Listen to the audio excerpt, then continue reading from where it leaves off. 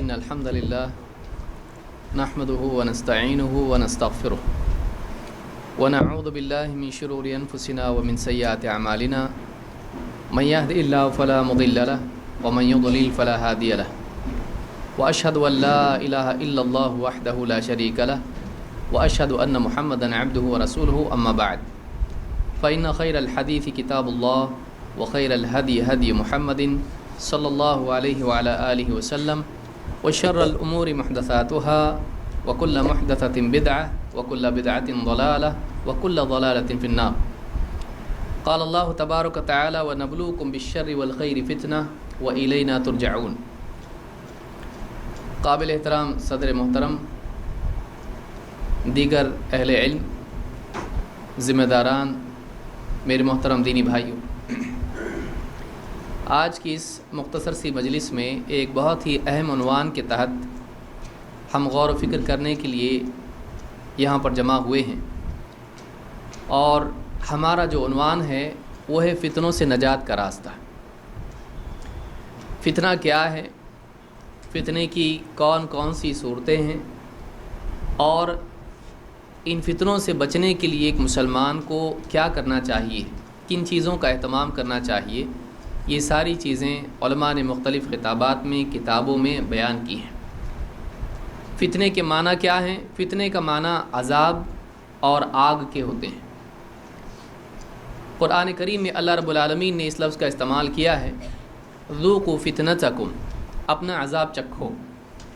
جہنم کے عذاب کو اللہ تعالیٰ نے فتنہ قرار دیا ہے، لیکن بعد میں پھر اس لفظ کا استعمال ہونے لگا ان تمام چیزوں کے لیے جو اس آگ کا ذریعہ اور سبب بنتے ہیں۔ ایک انسان کا امتحان ہو، امتحان میں وہ ناکام ہو جائے اور اس ناکامی کے نتیجے میں جہنمی بن جائے، اس اعتبار سے اس امتحان کو بھی فتنہ کہا جانے لگا۔ اسی طرح سے ایسی چیزیں جو گمراہی والی ہیں، ان گمراہیوں کی وجہ سے آدمی جہنم میں چلا جاتا ہے، اس اعتبار سے اس گمراہی کو بھی فتنہ کہا گیا۔ اس طرح سے کئی صورتیں ہیں جو امتحان اور گمراہی اور عذاب کے اعتبار سے ان تمام چیزوں کو فتنہ کہا جاتا ہے۔ شر کے پہلو کے اعتبار سے عام طور سے فتنے کا لفظ استعمال ہوتا ہے کہ فلاں شخص فتنہ ہے، فلاں چیز فتنہ ہے، یہ حالات فتنہ ہیں۔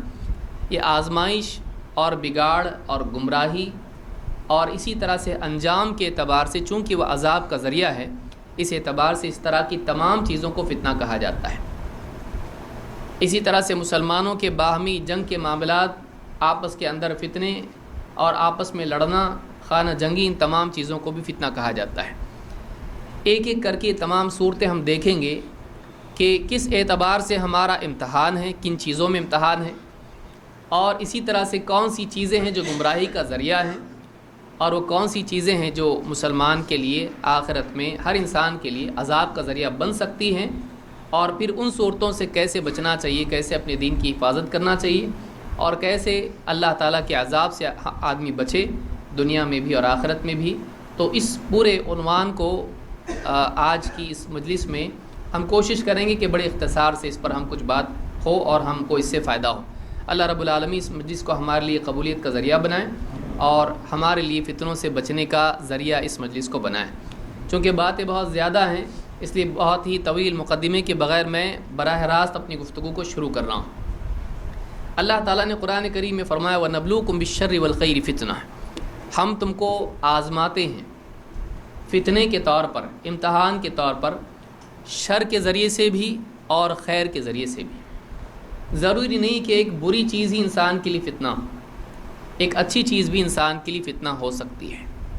ایک اچھی چیز جو حلال ہے، ایک اچھی چیز جو اس کے لیے صحیح ہے، اگر اس میں غلو انسان کرتا ہے اور اس میں پڑھ کے اللہ کو بھولتا ہے، آخرت کو بھولتا ہے، اپنے دین کے تعلق سے ذمہ داریوں کو بھول جاتا ہے، تو ایک حلال چیز بھی انسان کے لیے فتنہ اور گمراہی اور عذاب اور اللہ کی ناراضگی کا ذریعہ بن سکتی ہے۔ اسی طرح سے بعض چیزیں اپنی ذات میں شر ہوتی ہیں، ایسی چیزیں خود ہی انسان کے لیے گمراہی کا ذریعہ ہیں، تو ان چیزوں میں پڑھ کر آدمی اللہ سے دور ہوتا ہے اور آخرت کے اعتبار سے اللہ کے ہاں مجرم قرار پاتا ہے۔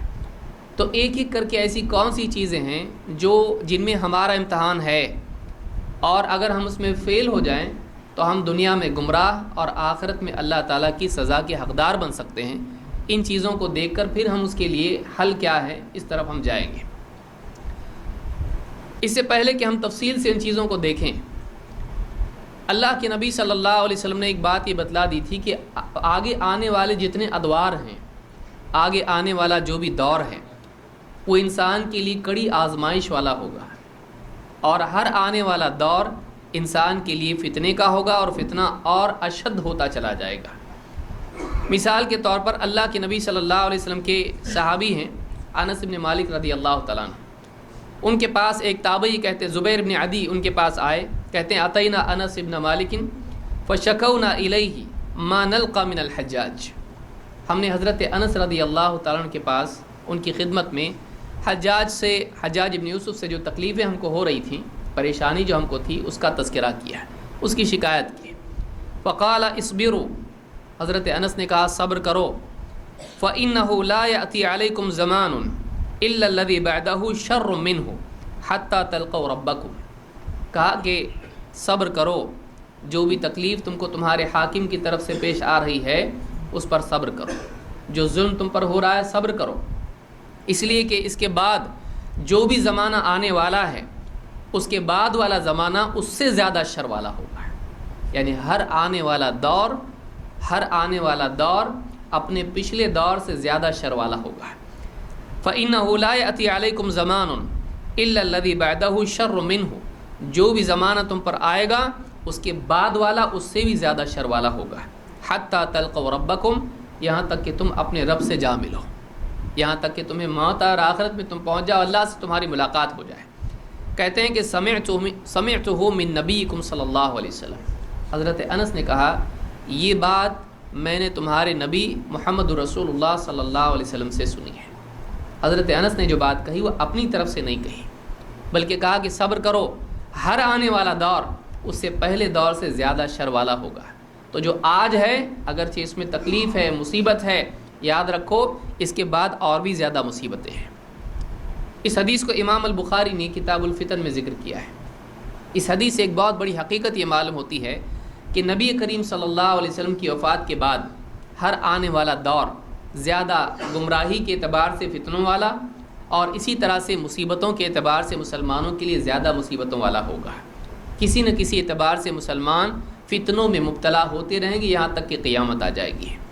لہٰذا آج کے دور کو آدمی غنیمت جانے اور اگلے فتنوں کے لیے آج ہی اپنے دین کو اتنا پختہ کر لے کہ کل جا کے وہ ٹھوکر کھا کے گمراہی کے گڑھے میں نہ گر سکے۔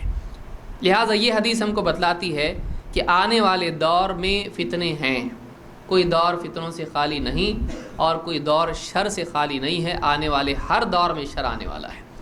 لہٰذا ایک مسلمان جب اس حدیث کو سنے تو اس کے دل میں اس بات کا احساس ہونا چاہیے کہ آنے والے شر کے لیے ہم آج ہی تیار ہو جائیں، اور آج جو فتنے ہیں، آج جو شر کا دور ہے، اس کے لیے اپنے دین کو بچانے کے لیے ہم فکر مند ہو جائیں، اپنی اولاد کے لیے، اپنی بیوی کے لیے، اپنے بچوں کے لیے، اپنے رشتہ داروں کے لیے، سب کے لیے ہم اپنے آپ کو تیار کریں کہ ہم کس طرح سے ان کی حفاظت کریں، اپنی کس طرح سے حفاظت کریں۔ ایک روایت میں اللہ کے نبی صلی اللہ علیہ وسلم نے فرمایا ما من عام الا والذی بعدہ شر منہ حتی تلقوا ربکم، جو بھی سال آئے گا ہر اگلا سال پچھلے سال سے زیادہ شر والا ہوگا، یعنی ہر سال آنے والا جو پچھلا سال گزرا ہے اس سے زیادہ شر والا ہوگا۔ اس حدیث کو امام ترمذی نے روایت کیا ہے۔ تو معلوم یہ ہوا کہ ہر سال اگلے نئے فتنے آتے جائیں گے، جس میں کئی لوگ گمراہ ہوں گے، کئی لوگ برباد ہوں گے، زندگیاں خراب ہوں گی، مسلمانوں کی جان و مال کا نقصان ہوگا۔ ہر اعتبار سے مسلمانوں کے لیے آنے والے ادوار فتنوں کے ہوں گے۔ فتنے کتنے زیادہ آئیں گے؟ اللہ کے نبی صلی اللہ علیہ وسلم کے صحابی اسامہ بن زید رضی اللہ تعالیٰ عنہما فرماتے ہیں کہ اشرف النبی صلی اللہ علیہ وسلم علی اطم من اطام المدینہ، اللہ کے نبی صلی اللہ علیہ وسلم ایک مرتبہ مدینہ میں ایک اونچی جگہ، قلعہ نما گھر یا اس طرح کی اونچی کوئی جگہ سطح جس کی ہوتی ہے، اس پر جب آدمی اوپر جاتا ہے تو کہتے ہیں کہ نبی صلی اللہ علیہ وسلم مدینہ میں ایک اونچائی پر گئے، گھر پر یا کہیں اور اونچائی پر آپ گئے، اور وہاں سے آپ نے دیکھا، وہاں سے آپ نے پورے مدینے پر نگاہ ڈالی اور کہا هل ترون ما ارى، کیا تم بھی وہ دیکھتے ہو جو میں دیکھ رہا ہوں؟ قالوا لا، صحابہ نے کہا اللہ کے رسول ہم کو تو کچھ دکھائی نہیں دیتا ہے. قال فإني لأرى الفتن تقع خلال بيوتكم كوقع القطر. آپ نے فرمایا کہ میں دیکھتا ہوں کہ فتنے تمہارے گھروں کے اوپر اور گھروں کے درمیان کی جگہوں میں یعنی بستیوں میں ایسے آ رہے ہیں، ایسے گر رہے ہیں، واقع ہو رہے ہیں جیسے آسمان سے جب بارش ہوتی ہے تو قطرے جیسے زمین پر گرتے ہیں ایک کے بعد ایک اور وہ پھیل جاتے ہیں، پانی پھیل جاتا ہے. اس طرح سے میں دیکھ رہا ہوں کہ مدینے کے گھروں کے درمیان فتنے نازل ہو رہے ہیں اور وہ پھیل رہے ہیں.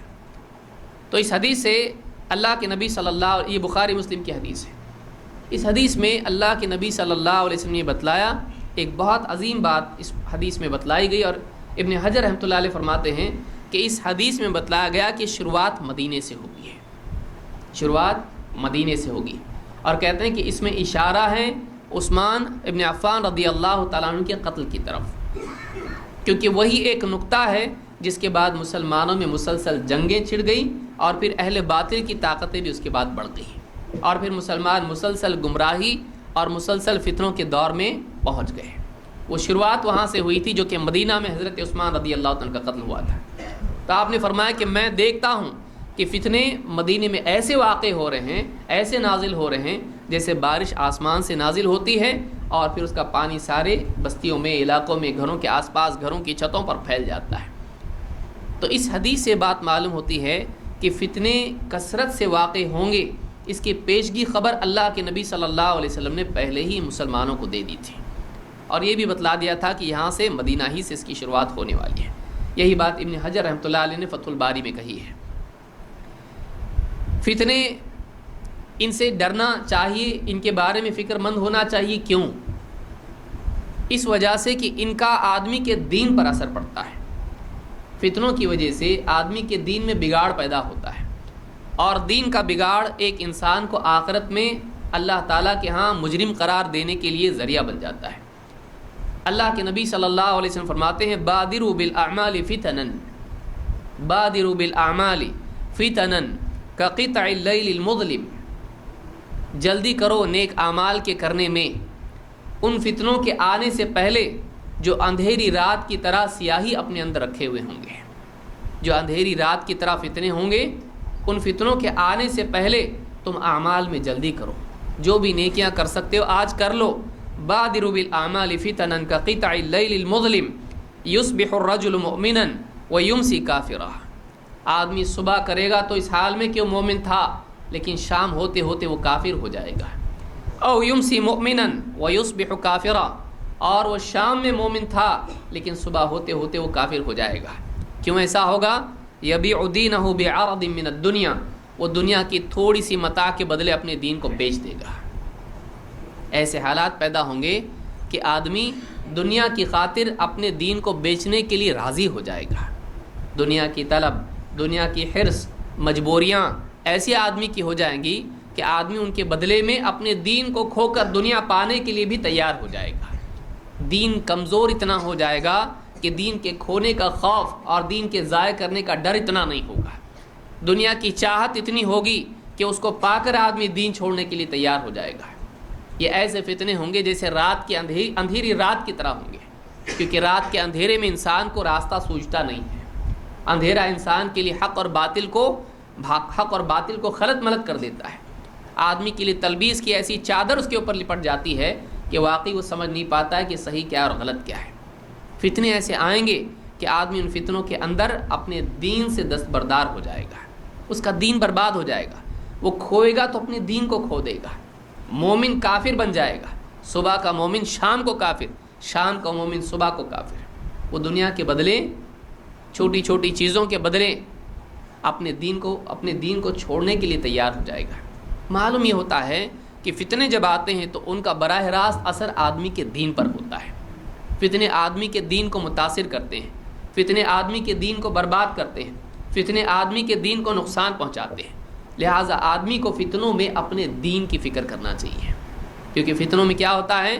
سب سے بڑا نقصان آدمی کے دین کو ہوتا ہے، اس کے عقیدے کو، اس کے اعمال کو، اس کی عبادات کو، اس کے اخلاق کو، اس کا نقصان ہوتا ہے. لہٰذا آدمی کو چاہیے کہ وہ فتنوں کے تعلق سے یہ فکر کریں کہ کہیں کسی چیز کا اثر میرے دین پہ نہ پڑے.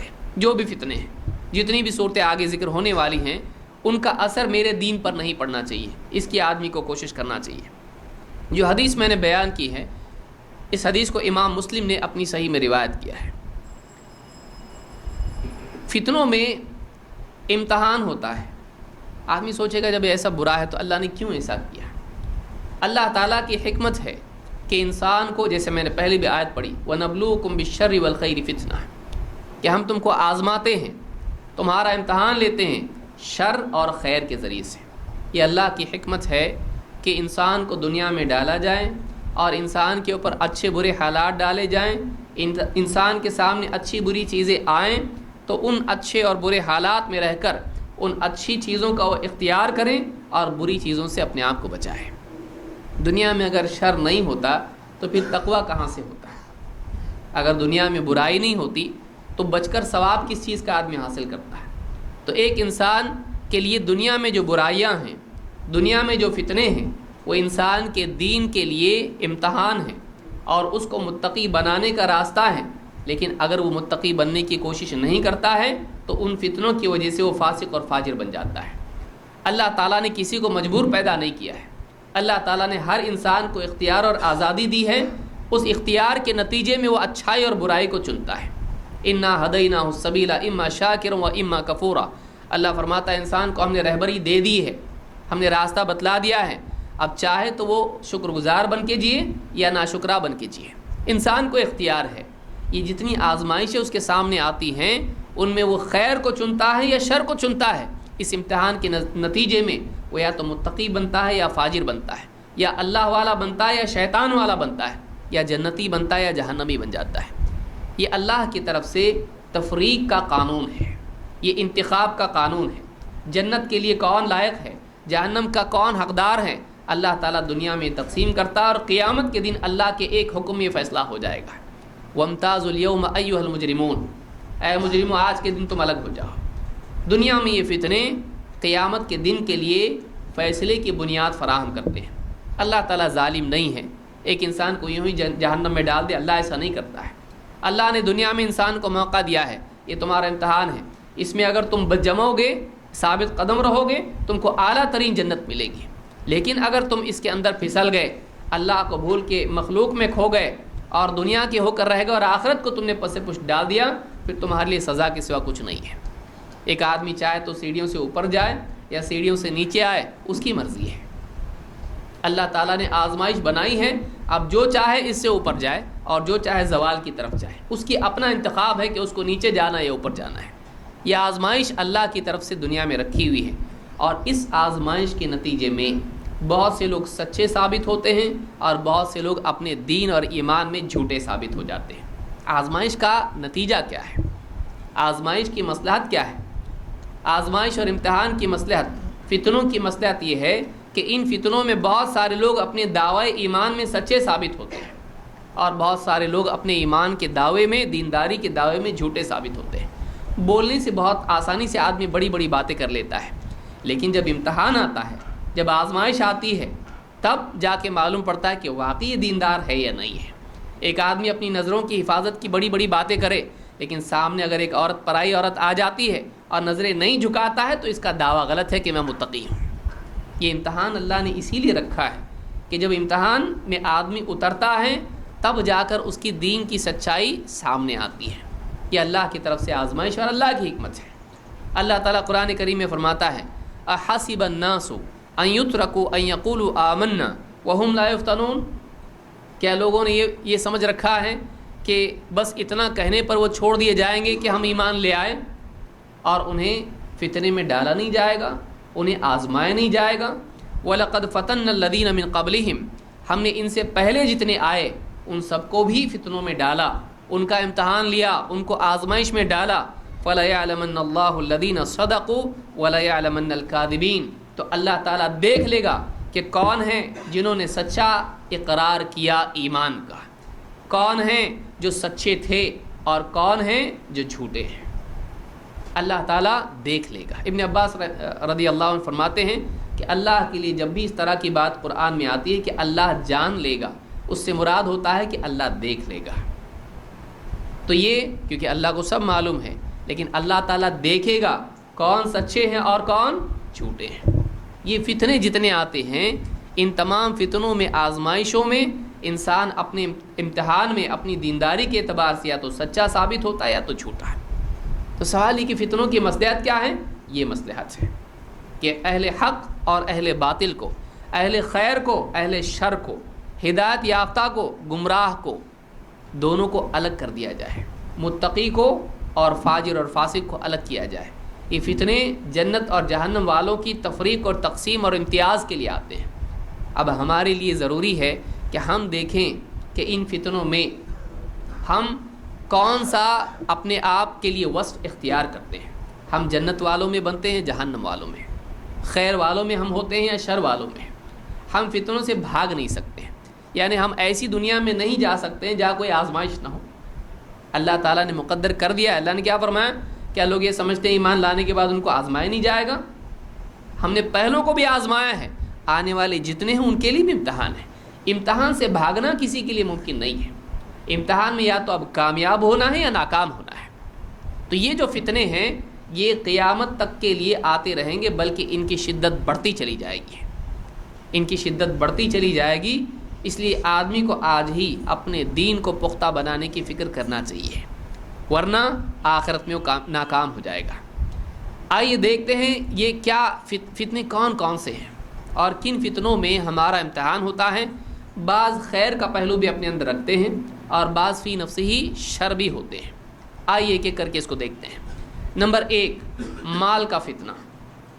مال کا فتنہ، مال امتحان اور آزمائش کی چیز ہے۔ مال اگرچہ ایک نعمت بھی ہے، لیکن یہ مال کیا ہے؟ ایک فتنہ ہے، امتحان ہے، آزمائش ہے۔ اللہ کے نبی صلی اللہ علیہ وسلم فرماتے ہیں ان لکل امت فتنہ وان فتنۃ امتی المال۔ ہر امت کے لیے ایک فتنہ ہوتا ہے، ہر امت کے لیے ایک اسپیشل ایگزام، امتحان ہوتا ہے۔ میری امت کا فتنہ مال ہے، میری امت کا فتنہ مال ہے۔ اس حدیث کو امام ترمذی اور حاکم نے روایت کیا اور یہ حدیث صحیح ہے۔ مال کس اعتبار سے فتنہ ہے؟ مال فی ذاتی ہی شر نہیں ہے، مال خیر بھی ہے اور شر بھی بن سکتا ہے۔ اگر حلال راستے سے کمایا جائے تو خیر ہے، حرام راستے سے کمایا جائے شر ہے۔ انسان کا امتحان ہے مال تو کس راستے سے کماتا ہے، سود والا مال ہے یا پھر حلال تجارت والا ہے، چوری اور خیانت والا ہے یا پھر وہ محنت اور مزدوری اور صلاحیت سے کمایا ہوا مال ہے۔ تو مال کیسے کماتا ہے؟ مال خرچ کرنے کے اعتبار سے مال فتنہ ہے کہ خیر کے کاموں میں خرچ کرتا ہے، نیکی میں خرچ کرتا ہے، واقعی ضروریات میں خرچ کرتا ہے یا فضول خرچی اور حرام راستوں میں خرچ کرتا ہے۔ امتحان ہے مال۔ مال اعمال کو ضائع کرنے کا ذریعہ بنتا ہے، یہ مال خود نیک اعمال کا ذریعہ بنتا ہے، یہ امتحان ہے۔ مال کی طلب میں دوڑ رہا ہے، نمازیں غائب، دکان پہ بیٹھا ہے، جاب کر رہا ہے، نمازیں برباد کر رہا ہے، مال کی وجہ سے نیک اعمال برباد کر رہا ہے، اوور ٹائم وہاں کر رہا ہے لیکن 5 وقت کی نماز نہیں پڑھ رہا ہے، باس کا حکم مان رہا ہے لیکن رب العالمین کا حکم نہیں مان رہا ہے۔ تو تم مال کا غلام ہے۔ ہلک عبد الدینار و عبد الدرہم، درہم کس کا بندہ ہے تو اللہ رب العالمین کا بندہ ہے یا مال کا ہے؟ تو نے مال کو اپنی ملکیت بنایا یا تو نے مال کو اپنا مالک بنایا؟ مال تیرا ہے یا تو مال کا ہے؟ یہ امتحان ہے۔ مال میں کشش ہے، مال میں کشش ہے۔ دنیا کی چیزوں میں، چاہے وہ مال روپے کی صورت میں ہو یا زیورات کی صورت میں ہو یا پھر وہ جانوروں اور مویشی کی صورت میں ہو یا زمین اور پراپرٹی کی صورت میں ہو، یہ سب مال آتا ہے۔ مال آدمی کو دیوانہ کر دیتا ہے، اور جیسے جیسے مال بڑھتا ہے بڑھانے کی فکر بھی اور زیادہ بڑھتی ہے، بچانے کی اور بڑھانے کی فکر بڑھ جاتی ہے۔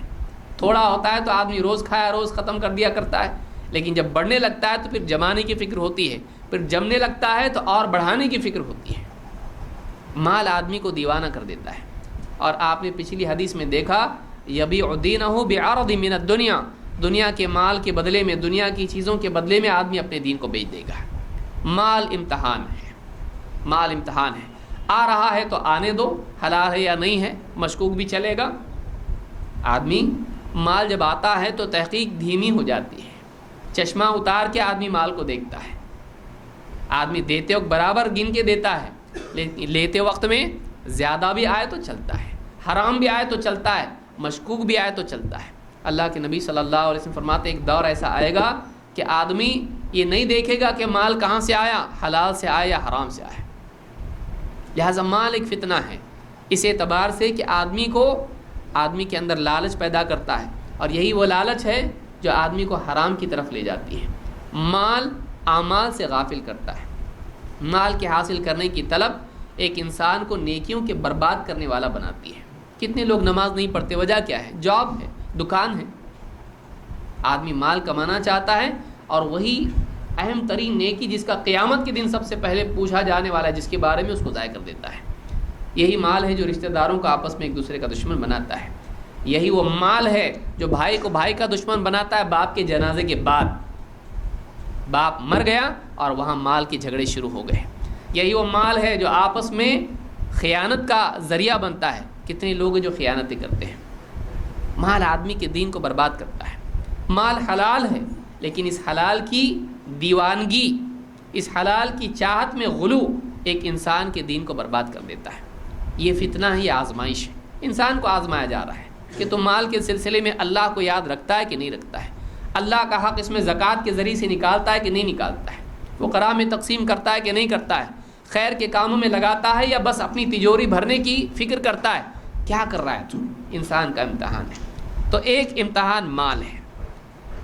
اسی طرح سے دوسرا جو فتنہ ہے جو انسان کو بگاڑ کی طرف لے جاتا ہے، اخلاقی زوال کی طرف لے جاتا ہے، وہ عہدے اور مقام کی چاہت ہے۔ عہدے اور مقام کی چاہت بھی آپ دیکھیے، یہ جو ساری سیاست چل رہی ہے کیا ہے دنیا میں؟ سیاست دانوں کا آپ دیکھیے، قوموں کو دھوکہ دینا، قوموں کو لوٹنا، جھوٹے وعدے کرنا، ایک دوسرے کے خلاف سازشیں کرنا، عہدے اور مقام کی چاہت انسان کے لیے فتنہ بن جاتی ہے۔ اللہ کے نبی صلی اللہ علیہ وسلم فرماتے ہیں ما ذئبان جائعان ارسلا فی غنم بافسد لها من حرص المرء علی المال والشرف لدینہ۔ مال کے بعد دوسرا فتنہ کیا ہے؟ دنیا میں مقام پانا، عہدہ پانا۔ اللہ کے نبی صلی اللہ علیہ وسلم فرماتے ہیں دو بھوکے بھیڑیے اگر بکریوں کے ریوڑ میں چھوڑ دیے جائیں تو اتنا نقصان نہیں پہنچاتے ہیں جتنا دو چیزیں آدمی کے دین کو پہنچاتی ہیں۔ وہ دو چیزیں کیا ہیں؟ مال اور شرف کی حرص۔ شرف مقام، میرا مقام ہو، میں قوم کا بڑا بن جاؤں، مجھ کو مقام مل جائے، عہدہ مل جائے، مجھ کو ہائی لیول کا مانا جائے، یہ جو طلب ہے یہ طلب گندی چیز ہے۔ اسی کے نتیجے میں انسان اس عہدے کی طلب میں بہت سارے غلط کام کرتا ہے، سازشیں کرتا ہے، تہمتیں لگاتا ہے، اسی شرف کی وجہ سے، اسی مقام اور عہدے کی وجہ سے۔ اور اسی طرح سے مال کی چاہت میں آپ دیکھ چکے ہیں، تو آپ نے فرمایا کہ دو بھوکے بھیڑیے اگر ایک بکریوں کے ریوڑ میں چھوڑ دی جائیں تو اس ریوڑ کو اتنا نقصان نہیں پہنچاتے، وہ اپنے بھوک کے مطابق کھا لیتے ہیں، اس کے بعد چپ ہو جاتے ہیں۔ لیکن انسان کے دین کو یہ دو بھیڑیے، مال کی چاہت، مال کی لالچ اور عہدے اور مقام کی لالچ، یہ دو چیزیں آدمی کے دین کو اس سے زیادہ نقصان پہنچاتی ہیں، آدمی کے دین کو نقصان ہوتا ہے۔ لہٰذا یہ دوسرا ایک فتنہ ہے کہ قوم کی سرداری، قوم کے اندر میرا مقام پیسوں کی وجہ سے، سیاست کی وجہ سے، کسی اور وجہ سے، اچھے خاندان کی وجہ سے، میں بڑے خاندان کا ہوں، یہ چھوٹے خاندان کا ہے، مقام کی چاہت، قوم مجھ کو شمار کرے، قوم میری عزت کرے، قوم مجھ کو مانے، میرا دبدبہ قوم پر ہو، میں بڑا ہوں، مجھ کو بیٹھنے کے لیے خصوصی لوگ مطلب قوموں کو بلایا جائے تو شادیوں میں اس میں مجھ کو مقام ملے۔ یہ جو مقام کی چاہت ہے یہ اچھی چیز نہیں ہے۔ دنیا کے اندر ایک انسان مقام کی وجہ سے، عہدے کی وجہ سے بہت بڑا اپنے دین کو نقصان پہنچاتا ہے۔ آج آپ سیاستدانوں کو دیکھیے، جھوٹ، دھوکے، خیانت اور نہ جانے کتنا کر کے قوموں کو دھوکہ دیتے ہیں۔ یہ نقصان ہے، آدمی کے دین کو نقصان۔ آج کتنے سیاستدان ہیں، مسلمان بھی اس میدان میں جب جاتا ہے، آپ غور کیجئے اس کی زندگی میں شرکیات تک چلا جاتا ہے، شرک بھی کرنے پر آمادہ ہو جاتا ہے، کیونکہ کیا ہے، اس کو عہدہ چاہیے، اس کو سیاستداں بننا ہے۔ وہ اپنے دین کو برباد کر دیتا ہے اس کی وجہ سے۔ اس کو علماء بھی منع کرے تو سنتا نہیں، پھر کہتا ہے آپ کیا کریں، مجبوری ہے ہماری، ہم بتوں کی عبادت میں بھی کھڑے ہو جائیں تو چلتا ہے، اب مجبوری ہے، کیا کریں، سارے قوم کے لوگ ہیں، سب کو خوش کرنا پڑتا ہے، ہم کو ادھر بھی جانا پڑتا ہے، ادھر بھی جانا پڑتا ہے، مسجد میں بھی جانا پڑتا ہے اور دوسری جگہوں پر بھی جانا پڑتا ہے، چرچ میں بھی جانا پڑتا ہے، سب کے ووٹ حاصل کرنے کے لیے آدمی اپنا دین بیچ دیتا ہے۔ یہ جو اونچے مقام اور عہدے کی چاہت ہے یہ آدمی کے دین کو برباد کر دیتی ہے۔ تو اس لیے کہا کہ دو بھوکے بھیڑیے جو نقصان نہیں پہنچاتے ہیں بکریوں کو، وہ یہ دو چیزیں انسان کے دین کو پہنچاتی ہیں۔ اس حدیث کو امام احمد اور ترمذی نے روایت کیا ہے۔ نمبر 3، عورت بھی انسان کے لیے فتنہ ہے۔ فتنہ سے مراد اس کے لیے آزمائش ہے، اور پھر شر کی بھی ایک صورت اس میں ہے۔ آزمائش کس اعتبار سے؟ عورت کی زینت اور اس کی کمزوری اور اس کی محتاجی، یہ آدمی کے لیے امتحان ہے۔ کبھی ماں کی صورت میں، کبھی بیوی کی صورت میں، کبھی بہن کی صورت میں، کبھی بیٹی کی صورت میں، کبھی ایک اور عورت کی صورت میں، پرائی عورت کی صورت میں انسان کے لیے امتحان بن جاتی ہے، اور بعض اوقات اس کے لیے گمراہی کا ذریعہ بن جاتی ہے۔ ماں کی خدمت کرتا ہے کہ نہیں کرتا ہے، اس کے حقوق کی رعایت کرتا ہے کہ نہیں کرتا ہے، اس کا احترام کرتا ہے کہ نہیں کرتا ہے، امتحان ہے۔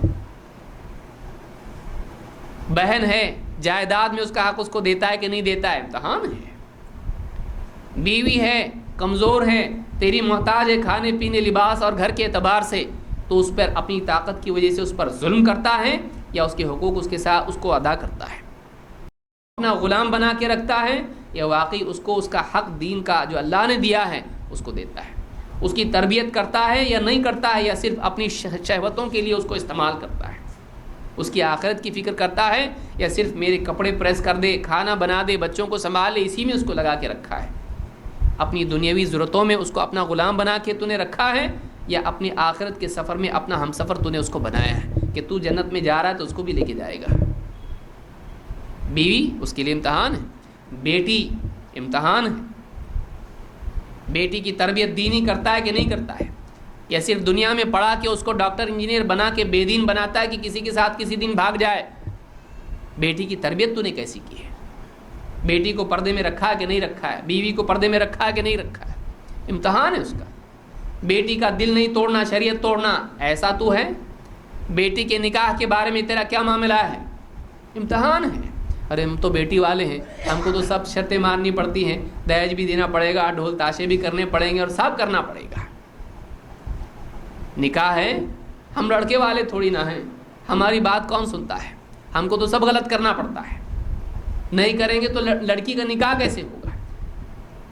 ہم ناچ گانا بھی ہمارے ہاں کریں گے، ہم سارے میوزک سب کچھ کریں گے، ہم بے پردگی برداشت کر لیں گے، ہم دہیج دیں گے، سب کریں گے ہم۔ اور کوئی مولوی اگر اس کے خلاف بول دے تو اس کا بائیکاٹ بھی کریں گے۔ آج ماحول اتنا بگڑا ہوا ہے کہ ہمارے معاشرے کے اندر کوئی غلط چیز اگر ہوتی ہے، عالم کو بھی 10 بار سوچنا پڑتا ہے کہ بولو یا نہیں بولو۔ کیوں؟ اس لیے کہ میرا وہ مقام ہے کیا سماج میں کہ اگر میں کوئی چیز بول دوں تو وہ قانون ہو، لوگ ڈر جائیں کہ مولوی صاحب نے منع کیا ہے، غلط ہے۔ آج حال یہ ہے کہ اگر لوگوں کی خواہش کے خلاف ایک عالم بولتا ہے تو لوگ چیل کوے کی طرح، بھیڑیوں کی طرح اس کی جو ہے گوشت بوشت کپڑے سب پھاڑنے لگ جاتے ہیں۔ آج یہ حال ہے، سماج میں عالم ایک مجبور بن جاتا ہے، اس کو سوچنا پڑتا ہے کہ بولوں یا نہیں بولوں، بولے گا تو بہت نرمی کے ساتھ بولنا پڑتا ہے۔ ایسا نہیں ہونا چاہیے۔ عالم آزاد ہو، اس کو سماج کے اوپر تنقید کرنے میں آزادی ملنا چاہیے، بھلے آپ مانیں نہ مانیں۔ بھائی میں گنہگار ہوں، میں شراب پیتا ہوں، نہیں چھٹتی میرے سے، کیا کروں؟ آدمی ایسا ہو، لیکن مولوی صاحب نے جو بولے شراب پینے والا ایسا ہے تو برابر وہ بات صحیح ہے۔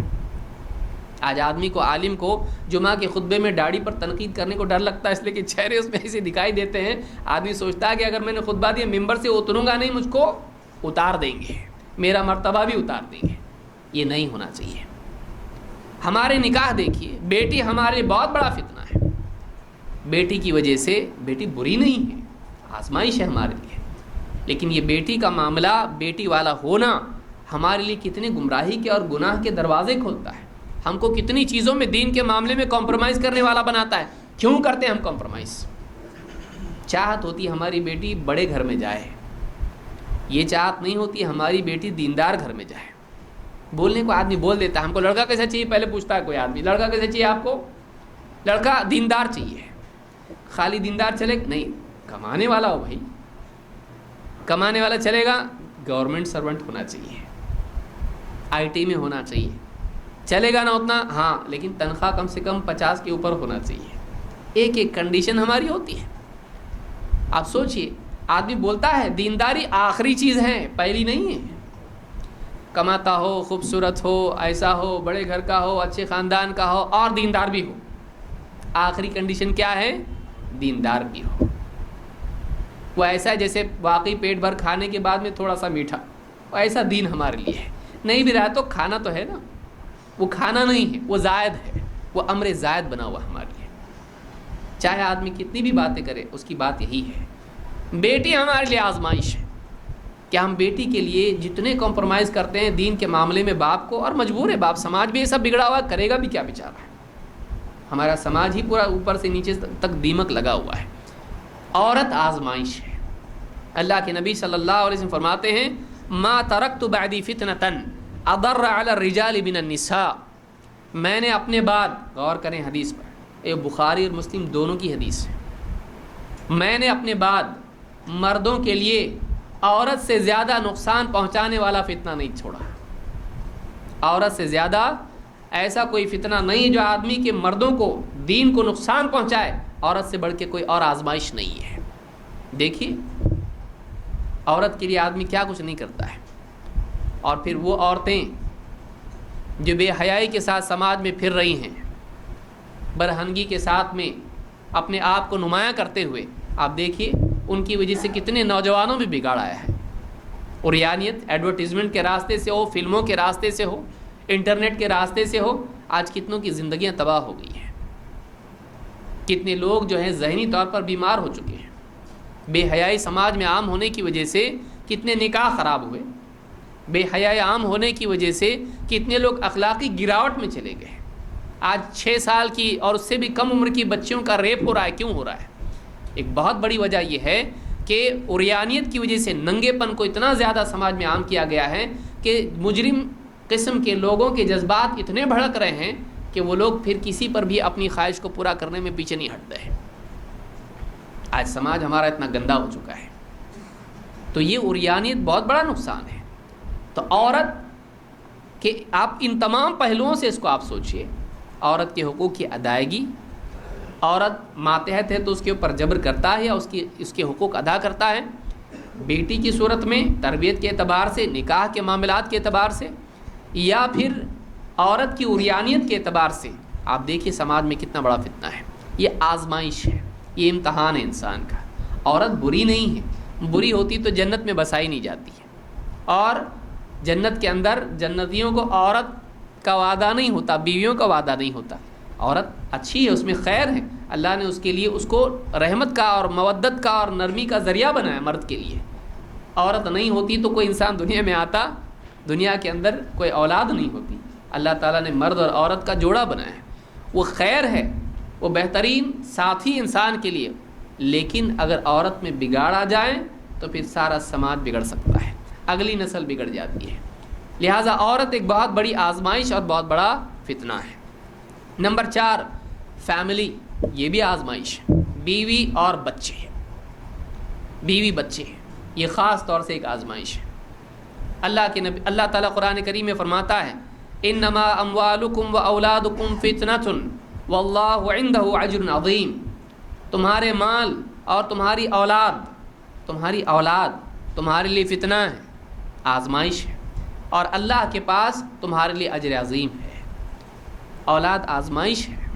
اولاد بہت بڑا امتحان انسان کے لیے. اولاد ہے جس کے ایجوکیشن کے لیے آدمی خیانت کرتا ہے، جھوٹ بولتا ہے، چوری کرتا ہے، دھوکے دیتا ہے. اولاد ہے جس کے دہیج کے لیے ایک باپ حرام پیسہ بینک سے لیتا ہے. اولاد ہے جس کو باپ جو ہے صحیح تربیت نہیں کرنے کی وجہ سے جہنم میں جاتا ہے. ذمہ داری، بچہ پیدا ہوا اس کے بعد ذہن کیا ہے، اس کو ڈاکٹر بنانا، انجینئر بنانا ہے، اس کو فلانا بنانا ہے، اس کو فلاں فیلڈ میں ڈالنا ہے. ابھی سے سوچنا شروع کر دیتا ہے. 15 سے 20 سال تک اس کے اوپر خرچ کرتا ہے. اولاد ایسی ہے، کل ملے گا، کل انجینئر بنے گا، بڑھاپے میں ہم کو پالے گا. 20 سال تک لگاتار محنت سے رزلٹ کب آنے والا ہے؟ 20 سال کے بعد. لیکن تیاری کب سے ہے؟ ابھی بولنے لگا ہے، 2 سال کا 3 سال کا ہے، ابھی سے اس کی تیاری ہے. اس کو پلے اسکول میں، نرسری، اپر کے جی، لوور کے جی، گرتے پڑتے اوپر کہاں تک جائے گا؟ وہ PhD تک کروائے گا. اس کو ڈاکٹر بنائیں گے، اس کو فلاں بنائیں گے. اچھی چیز ہے، بننا اچھی چیز ہے، لیکن تم سب بنا اس کو، تم مسلمان کیوں نہیں بنایا اس کو؟ آپ بتائیے، بچہ اس کو ماں باپ بتاتے ہیں بیٹا کیا بنے گا؟ ڈاکٹر بنوں گا. بیٹا کیا بنے گا؟ انجینئر بنوں گا. ٹھیک ہے، بننا چاہیے. کوئی ماں باپ یہ سکھاتے بیٹا کیا بنے گا؟ میں اچھا مسلمان بنوں گا. ہے تربیت؟ نہیں ہے. اسکولوں میں گھنٹوں 6-8 گھنٹے اور ایکسٹرا کلاس ہے. جا بیٹا اچھی بات ہے، ایکسٹرا کلاس ہے، یہ لے میرے سے اور پیسے لے اور ٹفن بھی لے لے. Extra class. لیکن مولوی صاحب کے پاس 1 گھنٹہ نہیں. اگر تھوڑا سا لیٹ کر دے، مولوی صاحب اتنی دیر تک مت پڑھایا کرو، اس کا ہوم ورک بھی کرنا ہے. یہ حال ہے ہمارا. اسکول میں اگر سزا دے دیں، باپ کو بلا کر ماں کو بلا کر گھنٹہ بھر کا لیکچر ٹیچر دے دے، سر جھکا کے پورا سنے گا، آئندہ خیال رکھیں گے، اسکول سے مت نکالو. مولوی صاحب اگر ڈانٹ دیں، آپ کو معلوم ہے کس کا بیٹا ہے وہ؟ آج ہمارا حال ہی ہے. بچوں کے بگاڑنے کا ذریعہ ماں باپ ہیں. سماج دوسرے لیول پر ہے. بچہ سماج میں بعد میں جاتا ہے، گھر میں پہلے ہوتا ہے. ہم کیا تربیت کر رہے ہیں؟ فتنہ ہے ہمارے لیے، آزمائش ہے، امتحان ہے وہ ہمارے لیے. پوچھ ہونے والی ہے. کلکم راع وکلکم مسئول عن رعیتہ. تم میں سے ہر ایک نگراں ہے، اس سے اپنے ماتحتوں کے بارے میں پوچھا جائے گا. قیامت کے دن پوچھا جائے گا تو نے اپنی اولاد کی کیسے تربیت کی کہ نہیں کی. آج ہمارے لیے وہ آزمائش امتحان ہے، ایک ٹیسٹ ہے ہمارے لیے. اگر ہم اچھے ہیں، اس کی علامت کیا ہے؟ ہمارے گھر میں ہماری تربیت اچھی ہے. ہمارے گھروں میں تربیت کا کیا حال ہے؟ آپ غور کیجیے. کتنے سال ہوئے ہم نے بچوں سے آج تک پوچھا نہیں تمہارا سورہ فاتحہ بتاؤ ہم کو. لیکن ہم نے جیک اینڈ جل ان سے سنا ہے کئی بار. ہم نے ان سے ٹیبل سنے ہیں. ہم نے ان کے میتھس اور فزکس اور کیمسٹری کے معاملے میں ہم نے ان کو ٹیوشن دینے کے لیے خود بھی پڑھا ہے کتابوں کو. لیکن کبھی ہم نے ان کو دین کی باتیں نہیں سکھائی بٹھا کے. کیوں نہیں؟ ہم لوگوں کے نزدیک اگر دین کی اتنی قدر ہوتی تو ایسا ہوتا. وہ ہمارے پاس قدر نہیں ہے. بچے ہمارے لیے امتحان ہیں. بچوں کی تربیت ہم کیا کرتے ہیں؟ ایک عالم اگر ڈانٹ دے بچے کو، ہم لوگ عالم کو پکڑتے ہیں، ٹیچر کو نہیں پکڑتے ہیں. اتنا پیسہ وہاں دیتے ہیں اور اسکول بس اس کے لیے ہے، اس کا خرچہ الگ ہے. لیکن اگر گھر سے ذرا سا دور ہو جائے مکتب اور کوئی ٹیچر کہے رکشہ لگا دو نا، ہاں رکشہ، مکتب کے لیے رکشہ کوئی لگاتا ہے کیا؟ مکتب کے لیے کوئی رکشہ نہیں لگاتا ہے. اس کے لیے خرچ کرنے کے لیے تیار نہیں. وہ مفت میں مکتب ہے تب بھی ہم پڑھانے کے لیے تیار نہیں. وہاں ہزاروں دے کر اور ڈونیشن الگ سے دیا ہے آپ نے، اور لائن لگائی ہے مہینہ بھر، اور لڑ جھڑ کے ہم نے وہ فارم بھی لیا ہے اسکول کا. یہاں مولوی صاحب بیٹھے بھائی آؤ کوئی تو بھی آؤ، لیکن یہاں بھیجنے کے لیے تیار نہیں. کیا تربیت کریں ہم؟ اگلی نسل کو ہم بگاڑ رہے ہیں. پھر وہ بچہ جب انجینئر بنے گا اور انجینئر بننے کے بعد تاج محل جب بنائے گا تو تاج محل میں کوڑا خانے میں آپ کو رکھے گا. یقین مانیے وہ جب بنے گا، بڑا بنے گا، وہ بڑا جب بنے گا تو وہ آپ کو سب سے پہلے چھوڑے گا. آپ نے اس کو دین چھوڑنا سکھایا، وہ آپ کو چھوڑے گا. اس کی سزا ہے آپ کی دنیا میں. جب بڑا ہو جائے گا ایسی عورت سے نکاح کرے گا جو بھی دنیا دار ہو، ایک دم پڑھی لکھی. غنیمت اگر مسلمان سے کر لے، لو میرج کر لیا اس نے. اور پھر ماں باپ پرانے زمانے کے بوڑھے اور ایسے اور ویسے اس کی لائف میں ڈسٹرب ہوتے ہیں. ان کو کوئی چھوٹا سا گھر لے کے دے دے گا، یہاں رہو، آتا رہوں گا ہفتے میں، کھاؤ پیو، یہ میری اس میں سے کٹتا رہے گا، تمہارے اکاؤنٹ میں آ جائے گا، خوش رہو. کچھ بہت ایمرجنسی رہا تو ہی کال کرنا، وقتاً فوقتاً میں آتا رہوں گا. وہ سب سے پہلے ماں باپ کو چھوڑے گا. تم نے اس کو دین چھوڑنا سکھایا، اس نے تم کو چھوڑ دیا. اگر تم دین اس کو دیتے تو دین اس کو بتاتا کہ بڑھاپے میں بھی ماں باپ کی خدمت کر، اور بڑھاپے میں تو زیادہ ضروری ہے. ایسے وقت میں وہ کبھی ماں باپ کو نہیں چھوڑتا. اگر اس کے پاس دین ہوتا ہے، وہ انجینئر ہے، وہ مسلمان ویسا نہیں ہے. بچے ہمارے لیے کیا ہیں؟ امتحان ہے، آزمائش ہے. بچوں کی تربیت صحیح کریں. اللہ کے نبی صلی اللہ علیہ وسلم فرماتے ہیں ان فی مال الرجل فتنہ وفی زوجتہ فتنہ وولدہ. آدمی کے مال میں فتنہ ہے، اس کی بیوی میں فتنہ ہے، اس کی اولاد میں فتنہ ہے. مطلب آدمی کے مال میں اس کا ٹیسٹ ہے، امتحان ہے. اس کی بیوی کے معاملے میں اس کا امتحان لیا جا رہا ہے، اور اس کی اولاد کے بارے میں بھی اس کا امتحان ہو رہا ہے کہ وہ اولاد کی صحیح تربیت کرتا ہے کہ نہیں کرتا ہے، اولاد میں انصاف کرتا ہے کہ نہیں کرتا ہے، اولاد کو اس کی حاجات دیتا ہے کہ نہیں دیتا ہے. انسان کا امتحان ہے. امام الطبرانی نے اس روایت کو نقل کیا ہے. تو ہماری اولاد بھی ہمارے لیے کیا ہے؟ آزمائش اور فتنہ ہے. اسی طرح سے اسی کو امام مسلم نے بھی دوسرے الفاظ میں اس کو روایت کیا ہے. دنیا کی تکلیفیں بھی فتنہ ہیں جو آدمی کے دین کو بگاڑتی ہیں. کبھی یہ تکلیفیں مال کے راستے سے آتی ہیں، فائنینشیل پرابلم، کبھی یہ تکلیفیں میڈیکل اعتبار سے، بیماری کے اعتبار سے آتی ہیں، کبھی یہ تکلیفیں سماج میں دین پر چلنے والوں کے مخالفین کی طرف سے آتی ہیں جو آدمی کو اس کے دین سے پھیر دیتی ہیں۔ اللہ تعالیٰ قرآن کریم میں فرماتا ہے وَمِنَ النَّاسِ مَن يَعْبُدُ اللَّهَ عَلَى حَرْفٍ، لوگوں میں سے بعض ایسے ہیں جو کنارے کنارے رہ کر اللہ کی بندگی اختیار کرتے ہیں، باؤنڈری لائن پہ رہتے ہیں ہمیشہ، بالکل دین میں گہرائی کے ساتھ نہیں آتے ہیں، ایک پاؤں اندر ایک پاؤں باہر، بھاگنے کا وقت آئے تو ہم پہلے دروازے کے قریب ہیں، آزمائش آئی ہم باہر۔ بعض لوگ ایسے ہیں جو کنارے رہ کر اللہ تعالیٰ کی عبادت کرتے ہیں، فَإِنْ أَصَابَهُ خَيْرٌ اطْمَأَنَّ بِهِ، اگر بھلائی ان کو پہنچے، رات کے دن آئے، خیر آئے، مال اور اس میں ترقی ہو تو مطمئن رہتے ہیں، خوش رہتے ہیں۔ وَإِنْ أَصَابَتْهُ فِتْنَةٌ انقلب عَلَى وَجْهِهِ، لیکن جیسی مصیبتیں آتی ہیں تو الٹے پاؤں الٹے منہ پھر جاتے ہیں، دین سے کیا ہو جاتے ہیں؟ پھر جاتے ہیں، دینداری کو سلام کر دیتے ہیں۔ خسر الدنیا والآخرہ، اللہ فرماتا ہے یہ دنیا اور آخرت دونوں کا خسارہ ہے۔ ذالک هو الخسران المبین، بلکہ یہ ایک دم کھلا کھلا خسارہ ہے کہ آدمی دنیا میں بھی خسارے میں ہو، آخرت میں بھی، دنیا میں بھی اللہ سے اس کا تعلق منقطع ہو جائے، دنیا میں بھی اللہ اس سے ناراض ہو جائے اور آخرت میں بھی اللہ اس سے ناراض ہو جائے۔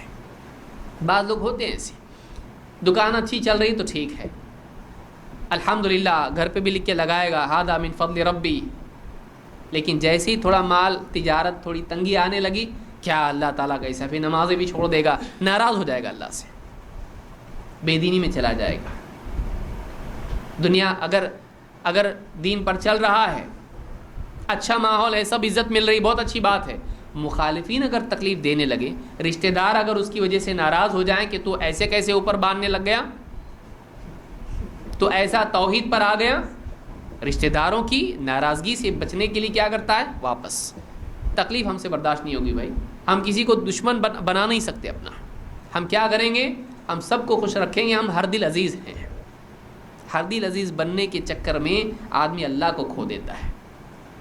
ایک آدمی سب کو پائے اور رب کو کھوئے تو کامیاب ہے نہیں، اور ایک آدمی رب کو پائے اور سب کو کھو دے تو بھی چلے گا، رب کو کھویا نہیں جاتا ہے۔ تو ایک آدمی جب دنیا میں دین پر چلتا ہے اور سماج میں تکلیفیں آنا شروع ہو جاتی ہیں، آدمی الٹے پاؤں واپس پھر جاتا ہے، بھائی معاف کرنا، میں نے غلطی سے تحقیق کیا تھا، اب معاف کر دو، واپس جا رہا ہوں میں۔ کیوں؟ پہلے سوچا نہیں تھا سماج میں مصیبتیں آئیں گی، لوگ سلام بند کر رہے ہیں اور چوپال میں بیٹھنے کی میری کرسی غائب ہو گئی اور لڑکی والے بھی ستا رہے ہیں کہ یہ بدل گئے، اب کیا ہو گیا؟ مشکل ہو گیا۔ دنیا کی تکلیف آتی ہے، آدمی دین سے الٹے پاؤں پھر جاتا ہے۔ کبھی میڈیکل اعتبار سے بھی ہوتا ہے، بچہ بیمار، بیوی کا علاج کر رہا ہے، دین پر آیا، فلانی بچہ بھی بیمار، بیوی بھی بیمار، یہ بھی بیمار، مسئلے آ رہے ایک کے پیچھے ایک، پرابلم فائنینشیل بھی آ رہا ہے، میں کہ غلط تو نہیں جا رہا، آدمی سوچنے لگتا ہے۔ جب آدمی توحید پر آتا ہے، اللہ آزمائش ڈالتا ہے، مصیبت آتی ہے۔ اس ڈاکٹر کے پاس گیا، اس کے پاس گیا، بہت بڑا بل آیا، اس کے بعد بھی علاج نہیں ہو رہا ہے، سارے رپورٹ کلیئر ہے لیکن پھر بھی کچھ نہیں ہو رہا ہے، معلوم نہیں کیا ہے۔ پھر کوئی رشتہ دار بولتا، ہم بول رہے نا چل، ایک بابا ہے وہ تیرے علاج کرتے ہیں، تھوڑی دیر کے لیے تھوڑا جی گھٹ کر لے، چل اس کے پاس، 2 دن کے لیے گلے میں کچھ باندھ دے گا، اس کے بعد ٹھیک ہو جائے گا، پھر نکال دے۔ شرک ہے نا تیرے حساب سے، اللہ تعالیٰ شرک کو معاف کرتا کہ نہیں؟ توبہ کیے تو کرتا نا، ٹھیک معاف کرے گا۔ آدمی مصیبت میں جب آتا ہے تو پھر مصیبت سے نکلنے کے لیے دینی مصیبت میں کودنے کے لیے تیار ہو جاتا ہے۔ مصیبت جب آتی ہے، مصیبتیں آدمی کے لیے فتنہ ہوتی ہے، کبھی مال کی مصیبت ہے تو حرام کی طرف چلا جاتا ہے، سماج کی مصیبت ہے تو سماج کی ہاں میں ہاں ملانے والا بن جاتا ہے، اگر طبی اعتبار سے کوئی مصیبت ہے تو پھر اس میں آدمی شرکیات کی طرف بھی جانے کے لیے تیار ہو جاتا ہے۔ ایسا آدمی نہیں ہونا چاہیے، آدمی ڈٹے مصیبت میں، یہی تو وقت ہے جس میں جنتی بننے کا ثبوت ملے گا، یہی تو وقت ہے، اصل تو یہی وقت ہے۔ جو میدان جنگ سے بھاگ جائے وہ سپاہی ہے، میں سپاہی ہوں، میں بڑا زبردست ہوں اور میں ہاں دلیر ہوں، اب جنگ چھڑ گئی، اب تو کرنے کا وقت ہے، عام دنوں میں کیا فائدہ، اب جنگ کے وقت میں تیاری تیری کیا کیا تھا، تو کیسا سپاہی ہے، تو اب معلوم پڑے گا، مصیبت آتی ہے تب تو معلوم پڑتا ہے کہ واقعی کتنا پختہ ہے دین میں۔ عام حالات میں تو ہر آدمی متقی ابن متقی ہوتا ہے، مصیبت میں معلوم پڑتا ہے کہ تو کیا ہے۔ مصیبت آدمی کے دین کے اندر خسارے کا راستہ کھولتی ہے۔ اگر آدمی ٹکتا ہے اور اوپر چلا جاتا ہے، کامیاب اور مقرب ہو جاتا ہے، نہیں ٹکتا ہے پھر جو ڈھلان پر سے گرتا جاتا ہے تو سیدھا جہنم کی کھائی میں جا کے گرتا ہے۔ اللہ ہم سب کی حفاظت فرمائے۔ تو دنیاوی تکلیفیں بھی ایک بہت بڑا فتنہ اور آزمائش اور امتحان ہے۔ اسی طرح سے سیاسی حالات کا بگڑنا، خاص طور سے مسلمانوں کا باہم لڑنا، یہ بھی ایک بہت بڑا فتنہ ہے۔ اللہ کے نبی صلی اللہ علیہ وسلم نے اس کو فتنہ قرار دیا ہے۔ آپ نے فرمایا اذا كانت الفتنة بین المسلمین فاتخذ سیفا من خشب، جب فتنہ مسلمانوں میں آپس میں ہو، یعنی جنگ جب مسلمانوں میں آپس میں ہو تو اپنی تلوار کو لکڑی کی تلوار بنا لے، یعنی تو کسی مسلمان کی جان کو نقصان مت پہنچائے۔ مسلمان جب آپس میں لڑنے لگیں، آپس میں ان میں جنگیں ہونے لگیں تو لڑنے والوں میں شامل مت ہو، مسلمان کا خون بہا کر اپنی آخرت کو خراب مت کر، اپنی تلوار لکڑی کی بنا لے جس سے کسی کا قتل نہیں ہوتا ہے، یعنی تو کسی کو قتل مت کر، لڑنا بھی پڑے تو تجھ کو اپنے دفاع میں تو اس سے کسی کو قتل نہیں کر سکتا، ایسی تلوار بنا لے اپنے لیے۔ تو یہ ابن ماجہ کی حدیث ہے۔ تو یہ بھی ایک فتنہ ہوتا ہے، مسلمانوں کا آپس میں سیاسی طور پر لڑنا۔ چھوٹے پیمانے پر آپ دیکھیں آج مسلمانوں میں فرقہ بندی کی وجہ سے بھی ایک صورت یہ بنی ہوئی ہے، اگرچہ یہ واقعی وہ جنگ نہیں ہے، لیکن آج آپ دیکھیں واقعی مسلمانوں میں حالات ایسے ہیں کہ ایک گروہ دوسرے کی جان کا دشمن بنا ہوا ہے سیاسی طور پر۔ حتیٰ کہ مسلمانوں میں آپ دیکھیے بعض مسلمان دوسرے مسلمانوں کے خلاف جا کر پولیس میں جھوٹی خبریں بھی دیتے ہیں۔ یہ لوگ جہاد کے بارے میں بولتے ہیں، یہ لوگ کشمیر کے بارے میں بولتے ہیں، یہ لوگ IS والے، داعش والے یہ لوگ ہیں۔ آپس میں ہر مسلمان دوسرے مسلمان کے بارے میں اس کو اپنے راستے سے ہٹانے کے لیے حکومت کو اس کے پیچھے لگا دیتا ہے، جھوٹی تہمتیں اس پر لگا دیتا ہے، خاص طور سے نوجوانوں کے سلسلے میں۔ یہ بھی ایک بہت بڑا فتنہ ہے، مسلمانوں کا آپس میں جنگ کرنا، آپس میں لڑنا۔ یہ سیاسی اعتبار سے بڑے پیمانے پر حدیثوں میں آیا ہے، لیکن ضمناً آپ دیکھیں گے تو ایک صورت اس کی دکھائی دیتی ہے کہ آج ہر مسلمان گروہی شکل میں دوسرے مسلمانوں کے خلاف مار پیٹ کے لیے تیار ہے۔ قتل بھی کتنے سارے ہو گئے ہیں، کتنوں کو قتل بھی کیا گیا ہے، آج حالات ایسے بنے ہوئے ہیں۔ تو یہ بھی ایک فتنے کی صورت ہے۔ اسی طرح سے اہل باطل کا بھی فتنہ ہوتا ہے، گمراہی کے طور پر حق کو باطل بنا کے پیش کرنا، باطل کو حق بنا کر پیش کرنا، یہ بھی ایک فتنہ ہے۔ اللہ کے نبی صلی اللہ علیہ وسلم فرماتے ہیں یکون فی آخر الزمان دجالون کذابون، آخری زمانے میں بعض دجال اور کذاب ہوں گے۔ دجال دھوکہ دینے والا، کذاب جھوٹا۔ آخری زمانے میں ایسے لوگ آئیں گے جو دجال اور کذاب ہوں گے، جھوٹ بولنے والے، دھوکہ دینے والے ہوں گے دین کے معاملے میں۔ یاتونکم من الاحادیث بما لم تسمعوا، وہ تمہارے سامنے ایسی ایسی باتیں، ایسی ایسی حدیثیں پیش کریں گے جو تم نے سنی نہیں ہوں گی۔ انتم ولا آباؤکم، نہ تم نے سنی ہوں گی نہ تمہارے باپ دادا نے، نہ تم نے نہ تمہارے باپ دادا نے۔ فإیاکم وإیاہم، خبردار ان سے بچ کے رہنا۔ لا یضلونکم ولا یفتنونکم، کہیں وہ تمہیں گمراہ نہ کر دیں، کہیں وہ تمہیں فتنے میں نہ ڈال دیں۔ گمراہ کرنے والے دائی، گمراہ کرنے والے رہبر، ایسے لوگ جو باطل کے دائی ہیں لیکن بولنے کی صلاحیت ان میں ہے۔ آج بہت بڑا فتنہ ہے، اور خاص طور سے انٹرنیٹ نے اس کی شدت کو اور بڑھا دیا ہے۔ یوٹیوب، آدمی کو آج کچھ بھی ڈھونڈنا ہو، آدمی بولتا کون رات میں 2 بجے مولوی صاحب کو فون کرے، اور واقعی سے کرنا بھی نہیں چاہیے، صبح تک انتظار کرے، لیکن آدمی کے اندر جو تجسس ہوتا ہے، کیوریاسٹی ہوتی ہے، رات میں 2 بجے اب کیا کرنا، فلانے ٹاپک پہ مجھ کو چاہیے، کوئی بات معلوم کرنا ہے۔ حضرت یوٹیوب ہمیشہ تیار ہے، 24 گھنٹے مفتی تیار ہے، وہ بالکل اس پہ ڈھونڈتا ہے۔ اب کسی کا بھی اس کو بیان مل جائے، جب جواب مل رہا ہے تو پھر کہیں سے ملے، بھائی ہم کو دل کی تسکین کے لیے کوئی بھی بولنے والا دیکھیں گے تو صحیح۔ بعض لوگ کہتے ہیں ہم دیکھتے ہیں، صحیح صحیح لیتے ہیں، غلط غلط چھوڑ دیتے ہیں۔ اتنا زبردست ہے یہ کہ گویا ترازو ہے، صحیح اور غلط میں تفریق کرنے کی صلاحیت اس میں ہے، اور گمراہ ہو جاتا ہے۔ اگر آپ اتنے زیادہ علم والے ہیں کہ آپ کسی بھی بولنے والے کی بات میں صحیح کیا ہے اور غلط کیا ہے فرق کر سکتے ہیں، تو آپ کو کسی کا بیان سننے کی ضرورت نہیں ہے، آپ بیان کرنے والے بن گئے اب، کیونکہ آپ کے پاس اتنا علم ہے۔ آپ ہر آدمی کی بات میں صحیح غلط سمجھ سکتے ہو تو آپ کتنے علم والے ہیں. یہ شیطان آپ کے دل میں ڈالتا ہے میں صحیح لوں گا اور غلط چھوڑ دوں گا. آپ دین کا علم حاصل کرنے کے لیے سن رہے اور پھر یہ بھی بول رہے ہیں کہ آپ صحیح اور غلط میں تمیز کر سکتے ہیں جبکہ آپ کے پاس دین کا علم ہی نہیں ہے. کیسے کر سکتے آپ؟ یہ شیطان کا دھوکہ ہے. حق کو اہل حق سے لیا جاتا ہے, دین کو دینداروں سے لیا جاتا ہے, علم کو علم والوں سے لیا جاتا ہے. یہ نہیں کہ آدمی کسی بھی ہر چلانے والے کے پیچھے دوڑنے والا بن جائے. بولے بات بہت زبردست کرتے ہیں, اس کا بات کا انداز نہیں, اس کا علم صحیح ہے کیا, بولنے کی سٹائل, فلم سٹائل. آپ فلم سٹاروں کو دیکھیے, وہ اچھے سے اچھا بولتے ہیں. فلم سٹار آپ جیسا اس کو بولنے کے لیے بولیں گے ویسا بولتا ہے. کیا وہ اہل حق میں سے ہے؟ نہیں. وہ کسی بھی انسان کو رلانے کی طاقت رکھتا ہے. بھائی مولوی صاحب کے خطبہ سن کے روتے نہیں آپ, لیکن بہت سارے لوگ فلم دیکھ کر روتے ہیں. اس کے اندر اتنی صلاحیت ہے. کیا وہ حق والا ہو گیا؟ نہیں. شیعہ کا بیان آدمی سنے رو دے گا, محرم میں بیان سنے گا تو. راجستھان میں آدمی جائیں دیکھے رونے والیاں جو ماتم کرتی ہیں وہ پیسے لے کے ماتم کرتی, نقلی رونا, لیکن ایسا روتی ہے کہ جس کو نہیں رونا آتا ہے وہ بھی روتا ہے, جس کا کوئی رشتہ دار نہیں مرا ہے وہ بھی رو دے گا, جس کا رشتہ دار نہیں ہے وہ بھی رو دے گا اس کو دیکھ کے. ہم جذبات اور کیفیات کے دیوانے نہ بنے. ایموشن میں آدمی آ کے دھوکہ کھاتا ہے. بولے ان کی بات سے دل پہ اثر ہوتا ہے, اسی لیے تو منع کر رہے ہیں بھائی. اگر اثر نہیں ہوتا اس کی بات سے تو تجھ کو کیوں منع کرتے؟ اس کی بات کا اثر ہوتا ہے, وہ غلط بولتا ہے اور پاور سے بولتا ہے. یہ ڈبل پرابلم ہے. ایک آدمی باطل بولے اور سیدھے سادھے انداز میں بولے, گمراہ ہونے کے چانسز ہے لیکن کم.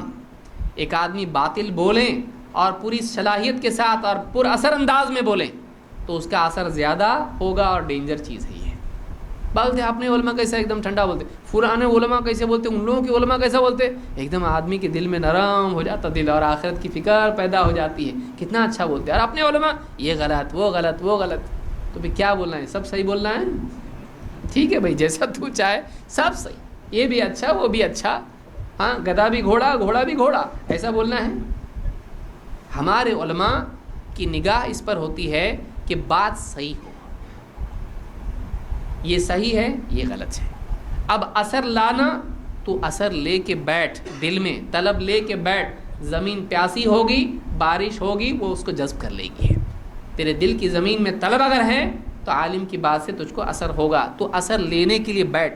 ہمارے ہاں کیسا ہے, توحید پہ کیا کئی بار سنے ہیں اس کو, اتباع سنت پر ہے, بہت بار سنا ہوں میں, نہیں آؤں گا نیکسٹ ٹائم آؤں گا. یہ ہمارا حال ہے. ہم ایک سے دوسری بار دین کی بات سننے کے لیے تیار نہیں ہوتے ہیں. لیکن آپ دیکھیں گانے 10 بار سنے گا آدمی, فلمیں 10 بار دیکھے گا. کتنی ساری چیزیں ہیں. کھانا ولیمے میں جائے گا, سیم کھانا ہر ایک کے ولیمے میں کھاتا ہے. کیوں ایسا کیوں نہیں بولتا یہ تو کھا چکا ہوں میں, اب کچھ نیا رہے گا تو آؤں گا؟ نہیں, برابر پابندی سے جاتا ہے. کھانے کے معاملے میں وہی کھانا کئی بار, کتنے سال سے کھا رہا تو جب سے پیدا ہوا تب سے تو کھا رہا ہوں. دودھ پیا, اس کے بعد جب کھانا شروع کیا تو رکا ہی نہیں آج تک.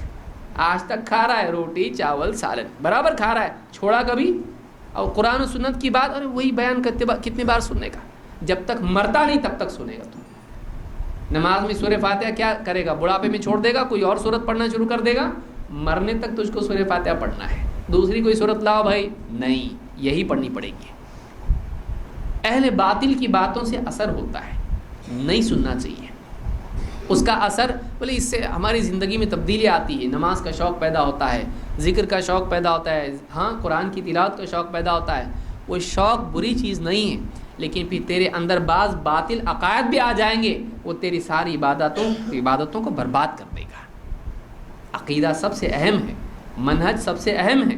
بعض اخلاقی چیزوں کا آدمی کے دل میں آ کر اس کی زندگی کو صحیح کرنا اپنی جگہ اچھی بات ہے, لیکن پھر اگر عقیدہ آدمی کا بگڑ جائے. دیکھیے ایک آدمی مثال کے طور پر شراب پیتا ہے لیکن اس کا عقیدہ توحید والا ہے. اگر وہ آدمی شراب چھوڑ دے کسی کا بیان سن کر اور شرکیہ عمل کرنے لگ جائے, کیا اچھا ہے بتائیے؟ سمجھ میں آئی بات؟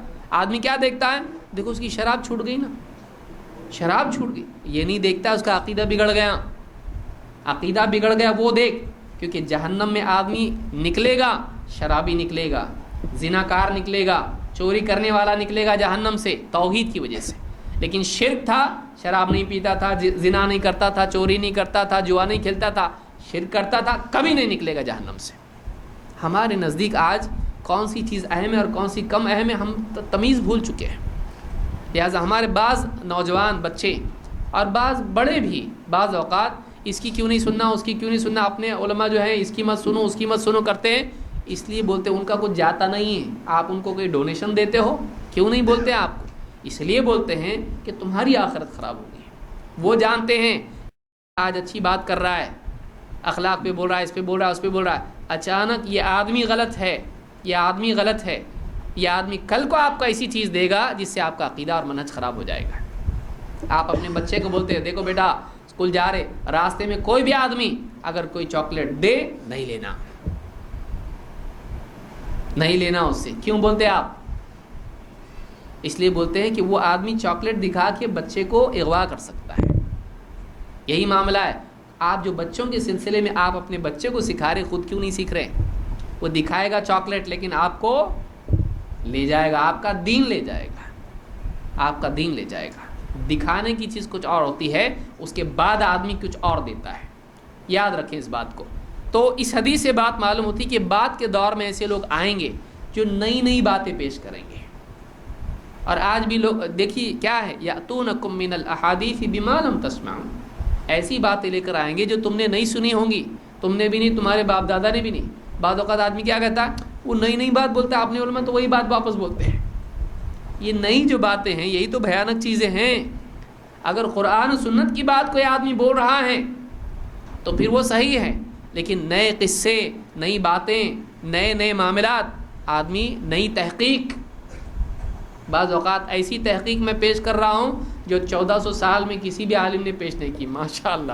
ایسی تحقیق سے ہم تعجب میں، ہم کو گھبراہٹ ہونا چاہیے ایسی تحقیق سے، یعنی 1400 سال میں ایک بھی عالم کو سمجھا نہیں، سب کے سب نادان تھے، اتنے بڑے بڑے علماء، اور اس کو ابھی تک عربی بھی نہیں آتی ہے، انگلش میں پڑھ کے تحقیق کر رہا ہے، یہ ترجموں میں جی رہا ہے اور نئی تحقیق پیش کر رہا ہے، اور ہم اس کو مان رہے ہیں؟ نہیں۔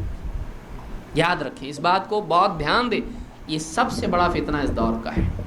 اس دور کی سب سے بڑی ضرورت مسلمان کے لیے، سب سے بڑا فریضہ آپ کہہ سکتے ہیں توحید کے بعد، سب سے بڑا فریضہ یہ ہے کہ ایک آدمی صحیح عالم کے ماتحت ہو جائے، اس وقت کی بہت بڑی ضرورت ہے۔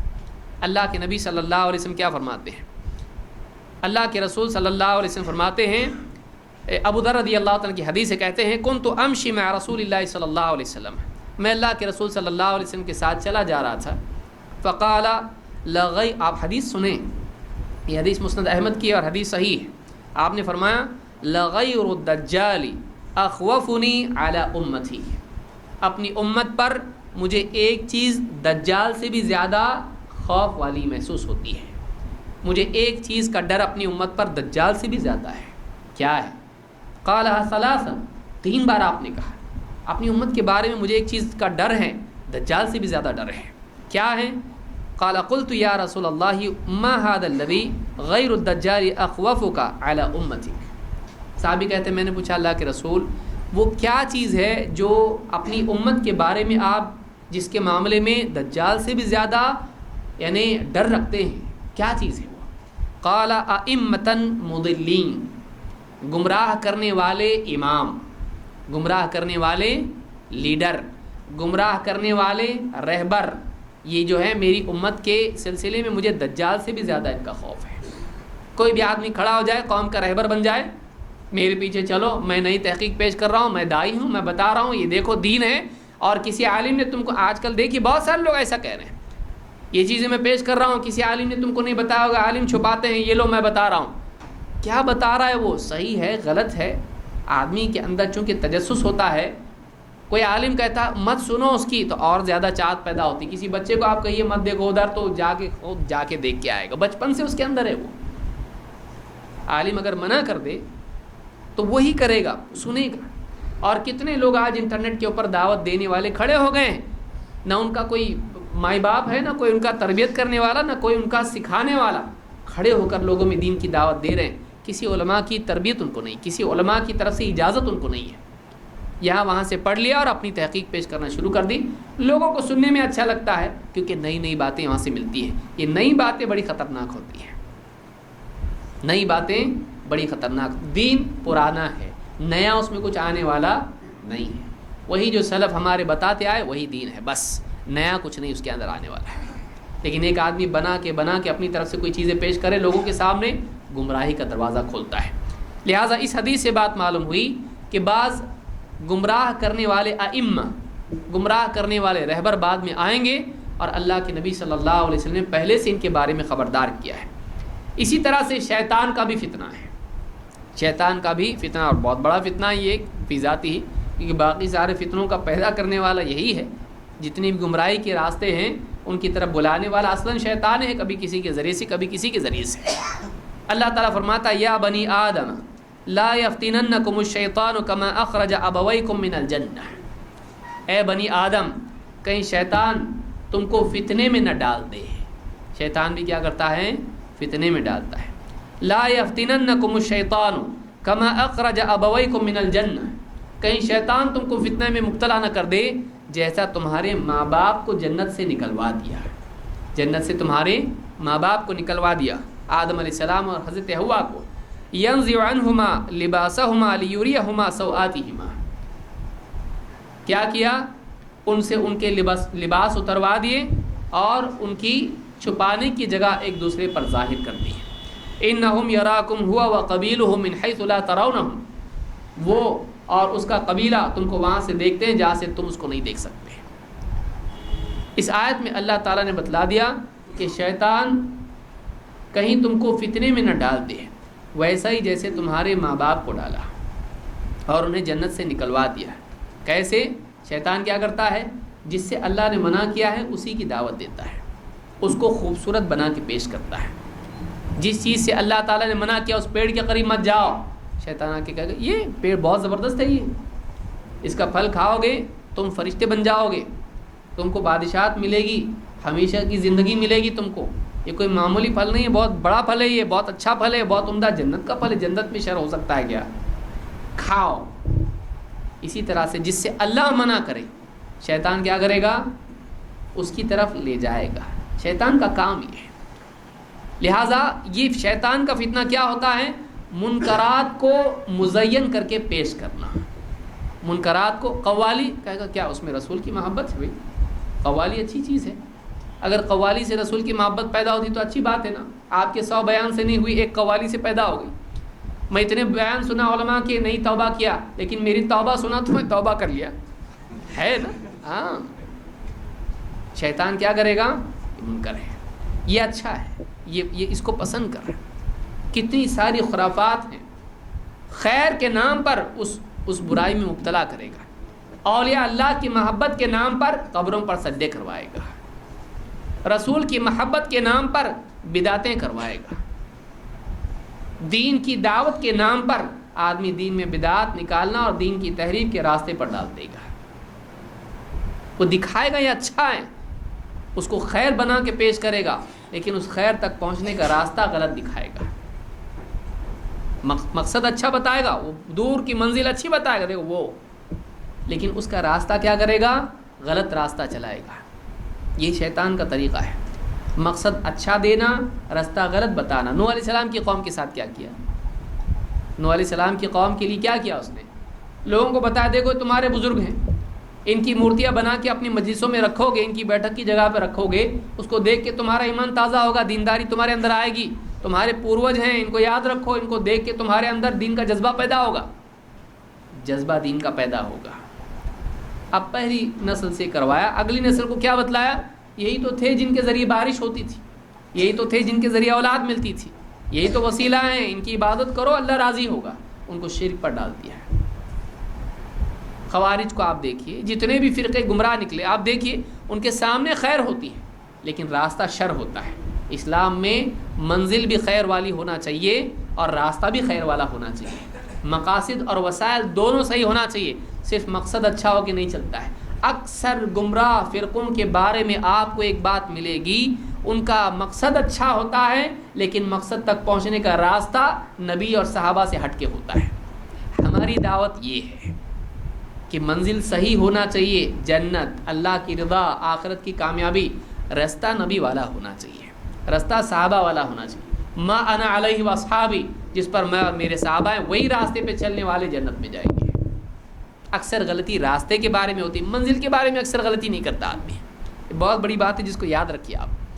منزل کے بارے میں کوئی بولتا میں بہت کوشش کر رہا ہوں کسی طرح سے میں جہنم میں چلا جاؤں، کوئی ہے؟ میں کوشش کر رہا ہوں کسی طرح سے شیطان راضی ہو جائے، کوئی ہے؟ نہیں ہے کوئی بھی ایسا۔ اللہ راضی ہو جائے، آخرت میں کامیاب ہو جائے، اللہ کی محبت، رسول کی محبت، اولیاء کی محبت، ائمہ کی محبت، دین کو سب چاہتے ہیں، رستہ اصل ہے، رستہ غلط چنتا ہے، اپنے دل سے بنا لیتا اس پر چلتا ہے، شیطان یہی کرتا ہے، منزل اچھی دے گا رستہ اپنا دے گا، منزل اللہ والی رستہ شیطان والا، آدمی گمراہ ہونے والا ہے، کیونکہ شیطان والا رستہ کبھی اللہ تک نہیں لے جاتا ہے۔ اسی لیے کہا لا تتبعوا خطوات الشیطان، شیطان کے نقش قدم پر مت چلو، کیونکہ شیطان کے نقش قدم پر چلنے والا شیطان کے ساتھ جہنم میں جائے گا۔ اللہ ہم سب کی حفاظت فرمائے۔ تو یاد رکھیں کہ نورانی فتنوں سے، دھوکوں سے بچیں۔ بعض اوقات دھوکہ نورانی ہوتا ہے، بندے کو کوئی شیطان جو ہے نیکی کی رغبت دلاتا ہے اور اس نیکی کو بدعت کے ذریعے سے برباد کر دیتا ہے۔ اسی لیے جتنی بدعت میں پڑھنے والے کیا ہوتے ہیں، عمل کا جذبہ ان کے اندر ہوتا ہے، جنت کی طلب ان کے اندر ہوتی ہے، دین کا شوق ان کے اندر ہوتا ہے، لیکن علم نہیں ہوتا ہے، سنت کی پابندی نہیں ہوتی ہے، بدعت پیدا کر لیتے ہیں، اور پھر وہ بدعت دین کے برابر ہوتی ہے، اور ایک وقت آتا ہے کہ دین سے بڑھ کے ہوتی ہے۔ اسی لیے آپ نے فرمایا اسلام شروع ہوا اجنبی تھا، وہ پھر سے اجنبی ہو جائے گا جیسے پہلے تھا۔ خوشخبری ہے اجنبیوں کے لیے۔ تو یہ بھی جو ہے شیطان بھی خود ایک فتنہ ہے اور آزمائش ہے، اور ہمارے لیے بہت بڑا فتنہ شیطان ہے۔ اسی طرح سے ایک فتنہ دجال کا بھی جو آخری زمانے میں آئے گا، المسیح الدجال۔ اللہ کے نبی صلی اللہ علیہ وسلم فرماتے ہیں ما كانت فتنة ولا تكون حتى تقوم الساعة اکبر من فتنة الدجال۔ آپ نے فرمایا، یہ مسند احمد کی روایت ہے اور صحیح مسلم میں بھی دوسرے الفاظ کے ساتھ یہ حدیث آئی ہے۔ آپ نے فرمایا جو کوئی بھی فتنہ ہوا ہے یا ہوگا قیامت تک، ان میں دجال سے بڑھ کے کوئی فتنہ نہیں ہوگا۔ دجال کا فتنہ ان میں سب سے بڑا فتنہ ہوگا، اپنی وسعت کے اعتبار سے اور لوگوں کے لیے حیرت میں ڈالنے والا، ان کو اپنی لپیٹ میں لینے والا، اس اعتبار سے بہت بڑا فتنہ دجال کا ہوگا۔ اسی لیے عیسیٰ علیہ السلام المسیح، وہ خود آئیں گے اور یہ جو مسیح ہونے کا دعویٰ کرے گا اور پھر بڑھ کے خدائی کا دعویٰ کرے گا، اللہ ہونے کا دعویٰ کرے گا، تو یہ جو دجال ہیں اس کو وہ قتل کریں گے باب لد پر۔ صحیح مسلم وغیرہ میں روایت آئی، میں سمجھتا ہوں بخاری میں بھی ہے۔ تو باب لد پر عیسیٰ علیہ السلام اس کو قتل کریں گے۔ آج کل بعض لوگ جو ہے عیسیٰ ہونے کا بھی دعویٰ ایک نکل رکھا ہے، یہ سب جھوٹے دعوے۔ بعض پڑھے لکھے لوگ دھوکے میں چلے۔ دیکھیے، پڑھا لکھا ہونا کافی نہیں ہے، پڑھا لکھا جاہل بھی ہوتا ہے، اور ان پڑھ سمجھدار ہوتا ہے، اور پڑھا لکھا جاہل، ایسا ہو سکتا ہے۔ اللہ کے نبی صلی اللہ علیہ وسلم امی تھے، پڑھے لکھے نہیں تھے، سب سے علم زیادہ تھے بندوں میں۔ لیکن آج کل بہت سارے نوجوان پڑھے لکھے ہوتے ہیں، آپ دیکھیے اورنگ آباد میں جا کے بیٹھے کتنے سارے لوگ اس کو مان رہے ہیں۔ پہلے مہدی مانا، اس کے بعد عیسیٰ مان لیا۔ عیسیٰ علیہ السلام آئے اور اس کا باپ ہے، اس کے باپ عیسیٰ علیہ السلام کے نہیں ہے، اتنی بھی عقل نہیں ہے، اتنی بھی عقل نہیں ہے۔ آپ لوگوں میں سے بعض لوگوں کو معلوم بھی نہیں ہوگا، سوچ رہے ہیں کس کے بارے میں بول رہے ہیں، اب بولنا بھی نہیں چاہتا تفصیل اس کی میں۔ ایسے لوگ پیدا ہوئے ہیں جو اس بات کا دعویٰ کر رہے ہیں کہ میں عیسیٰ ہوں، مجھ پہ ایمان لاؤ، اور لوگ ایمان لا رہے ہیں ہندوستان میں، مہاراشٹر میں۔ سوچیے، گمراہیاں ایسی آتی ہیں۔ دجال کا فتنہ بہت بڑا فتنہ ہوگا۔ عیسیٰ علیہ السلام آئیں گے، آسمان سے نازل ہوں گے اور اس کو قتل کریں گے۔ بعض لوگوں نے یہ نئی جو باتیں پیش کی ہیں، مفکرین غیر اسلام، یہ جو لوگ ہیں، انہوں نے کہا دیکھو یہ جو دجال ہے یہ کوئی مخلوق نہیں ہے، یہ وہ سسٹم ہے امریکہ کا، اسرائیل کا، یہ سسٹم ہے، یہ سسٹم دجال ہے۔ یہ ایسی بات ہے جو 1400 سال میں کسی نے نہیں کہی۔ دجال کے بارے میں حدیث میں خود آیا ہے کہ وہ ایک رجل ہوگا، وہ ایک مرد ہوگا، انسان ہوگا، وہ انسان سے پیدا ہوگا، وہ دجال ہوگا۔ یہ نہیں کہا کہ ایک سسٹم کو دجال کہا۔ ایسے کئی لوگ پیدا ہو رہے ہیں جو نیا سوچ کے کچھ تو دے رہے ہیں امت کو، اور امت میں سے ایک طبقہ اس کو لے لیتا ہے۔ شیخ صفی الرحمان کے بارے میں ایک جملہ کسی نے بتایا تھا کہ کہتے تھے کہ ایک ایسا دور ہے یہ کہ اگر آج شیطان بھی کھڑا ہو کے کہے میں شیطان ہوں میرے پیچھے چلو، تو کچھ لوگ اس کے بھی پیچھے چلنے والے بن جائیں گے۔ کھلم کھلا بولے میں شیطان ہوں میرے پیچھے چلو، تو اس کو بھی کچھ نہ کچھ لوگ مل جائیں گے۔ کوئی نہ کوئی ہر جاہل کے پیچھے اور گمراہ کرنے والے کے پیچھے چلا جاتا ہے۔ اپنے دین کی حفاظت کیجیے، ہر بولنے والے کے پیچھے مت دوڑیے۔ تو دجال قیامت تک آنے والے فتنوں میں ایک بڑا فتنہ، بلکہ سب سے بڑا فتنہ ہوگا۔ ان سے نجات کی صورت کیا ہے، اختصار کے ساتھ ہم دیکھتے ہیں۔ نمبر 1، آدمی اپنے ایمان اور اپنے یعنی توحید کا اہتمام کرے، اپنی توحید کو پختہ بنائے۔ سب سے بنیادی چیز جو دنیا کے فتنے اور قبر کے فتنے سے حفاظت کے لیے ضروری ہے وہ توحید کا عقیدہ ہے، یہ انسان کے لیے نجات ہے۔ اللہ تعالیٰ قرآن کریم میں فرماتا ہے یثبت اللہ الذین آمنوا بالقول الثابت فی الحیات الدنیا وفی الآخرہ۔ اللہ تعالیٰ ایک مضبوط قول کے ذریعے سے جماتا ہے ایمان والوں کو دنیا میں بھی اور آخرت میں بھی۔ معلوم یہ ہوا کہ آزمائشوں میں، امتحانات میں جمنے کا ذریعہ آدمی کی توحید ہوتی ہے۔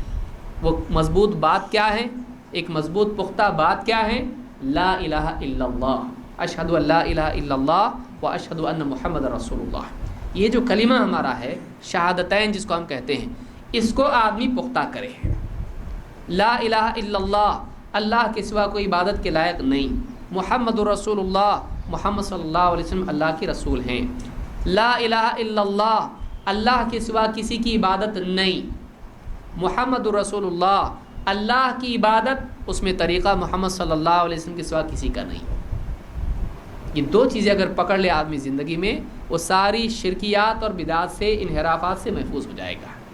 تو یہ پہلی چیز ہے، اپنے ایمان کو قوی بنانا، ایمان کو پختہ کرنا۔ نمبر 2، اہل علم کی ماتحتی، علماء کے تابع ہونا۔ بہت خراب لگتا کسی کے تابع ہونا، لیکن ضروری ہے۔ آدمی، عجیب بات یہ ہے کہ آپ دیکھیے انجینئرنگ کا معاملہ ہے تو آدمی گھر بنانے کے بارے میں کیا بولتا؟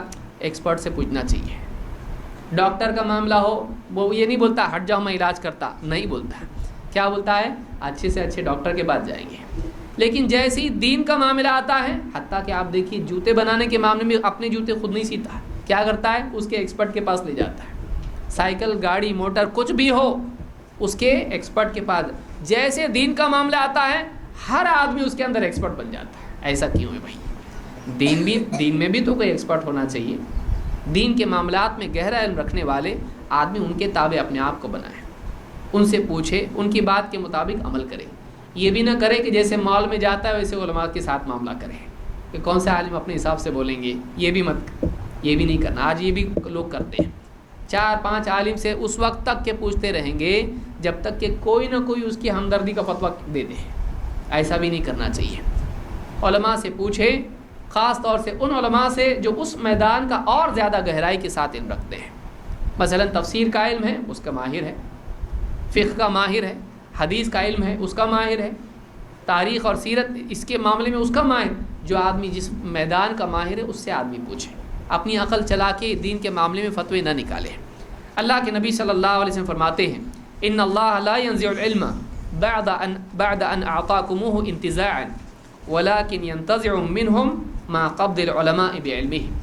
اللہ تعالیٰ علم کو ایسے نہیں اٹھائے گا کہ تم سے چھین لے، بلکہ علم اٹھائے گا علماء کے اٹھانے سے۔ حتی اذا لم يبق عالما، اللہ کے نبی فرماتے ہیں فیبقى ناس جہال، جب علماء اٹھا لیے جائیں گے تو لوگوں کے درمیان بعض جاہل رہ جائیں گے۔ پھر کیا ہوگا؟ یستفتون فیفتون برأیہم، ان جاہلوں سے پوچھا جائے گا، فتویٰ مانگا جائے گا، وہ اپنی رائے سے فتویٰ دیں گے، علم کی بنیاد پر نہیں، قرآن و سنت کی بنیاد پر نہیں۔ میری رائے ہے، میرے خیال میں ایسا ہے، شاید ایسا ہے، میں سمجھتا ہوں یوں کہ مجھ کو تو ایسا لگتا ہے، اور بعض تو یوں بھی کہتے ہیں، ایسا بول کے لوگوں کو گمراہ کرے گا۔ فَيُضِلُّونَ وَيَضِلُّونَ، وہ دوسروں کو بھی گمراہ کریں گے، خود بھی گمراہ ہوں گے۔ اہل علم سے جڑیں، اس دور کا عظیم الشان فریضہ یہ ہے، کیونکہ آپ نے فرمایا بعد کے دور میں ایسا ہوگا کہ ایسے لوگ ہوں گے جو لوگوں کو بغیر علم کے رہبری دیں گے، فتوے دیں گے، اور خود بھی گمراہ ہوں گے، دوسروں کو بھی گمراہ کریں گے۔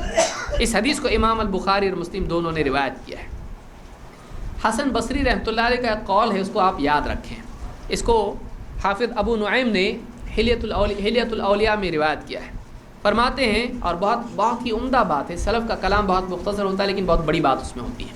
کہتے ہیں ان الفتنۃ اذا اقبلت عرفها العالم، ان الفتنۃ اذا اقبلت عرفها العالم واذا ادبرت عرفها كل جاہل. فتنہ جب آ رہا ہوتا ہے تبھی عالم اس کو پہچان لیتا ہے، لیکن فتنہ آ کے جب نقصان کر کے چلا جاتا ہے تب جا کے جاہل کو معلوم ہوتا ہے کہ یہ فتنہ تھا. اس سے کیا معلوم ہوتا ہے؟ علماء قرائن کے ذریعے سے، علامات کے ذریعے سے، سائے سے پہچان لیتے ہیں کہ کون آ رہا ہے، لیکن جب وہ آ کے نکل جاتا ہے اور سارا نقصان ہو چکا ہوتا ہے تب جا کے نقصان کی وجہ سے، ٹھوکریں کھانے کی وجہ سے جاہل کو معلوم پڑتا ہے کہ جس میں میں گرا ہوا گڑا تھا. لیکن عالم کیا کرتا ہے؟ علامات دیکھ کے کہ ادھر سے مت جاؤ دیکھتا ہے وہ، اور پہچان لیتا ہے کہ یہ گڑا ہے. جاہل کا حال کیا ہوتا ہے؟ گڑے میں گرتا اور پھر بولتا اچھا اب معلوم پڑا گڑا ہے. لہٰذا علماء سے آپ پوچھیں، ایسا نہ ہو. دیکھیے آج آدمی سوچے نہیں ہم دیکھیں گے، ہم چیک کریں گے ٹھیک ہے، اس میں گڑھے میں گرا، گمراہی میں گیا، عقیدہ بگڑا، عمل خراب ہوئے اور پھر جا کے معلوم پڑا. ایسی عمر میں جب کہ آدمی کی موت قریب ہو تو آپ سوچیں اتنی زندگی برباد کی نا اس نے. کون بولا آپ کو ٹرائل اینڈ ایرر آپ کرتے رہیں دین کے معاملے میں؟ مت کیجیے. آپ جانکار سے پوچھیے. آدمی اپنا پیسہ ایسی جگہ نہیں لگاتا جس کے بارے میں کنفرمیشن نہیں ہو. اپنا دین لگا دے آدمی، اپنا دل اس کے ہاتھ میں دے دے جس کے بارے میں کنفرمیشن نہیں ہے. کتنا نادان ہے. تو آدمی کو چاہیے کہ علماء کی ماتحتی اختیار کرے.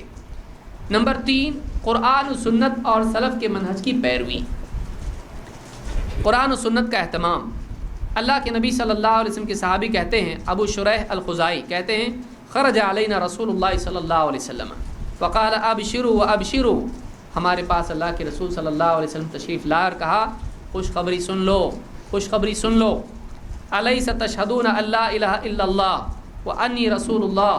کیا تم اس بات کی گواہی نہیں دیتے ہو کہ میں اللہ کا رسول ہوں، اللہ کے سوا کوئی عبادت کے لائق نہیں اور میں اللہ کا رسول ہوں؟ قالوا نعم. صحابہ نے کہا ہاں ہم اس بات کی گواہی دیتے ہیں. قال فإن هذا القرآن سبب طرفه بید اللہ وطرفه بأیدیکم فتمسکوا به. فرمایا کہ یہ جو قرآن ہے یہ ایک رسی ہے، اس کا ایک سرا اللہ کے ہاتھ میں ہے، ایک سرا دوسرا سرا تمہارے ہاتھ میں ہے. تو جو تمہارے ہاتھ میں قرآن کا سرا ہے، اس رسی کا سرا ہے، اس کو مضبوطی سے تھامے رکھو.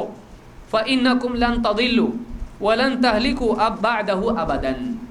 اس لیے کہ قرآن کو مضبوطی سے تھامے رکھنے کے بعد تم کبھی گمراہ نہیں ہوں گے اور کبھی ہلاک نہیں ہوں گے.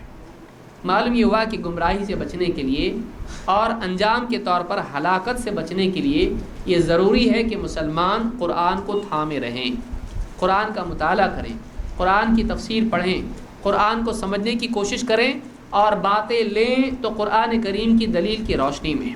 اس حدیث کو امام ابن حبان نے روایت کیا ہے. لیکن صرف قرآن کافی نہیں ہے.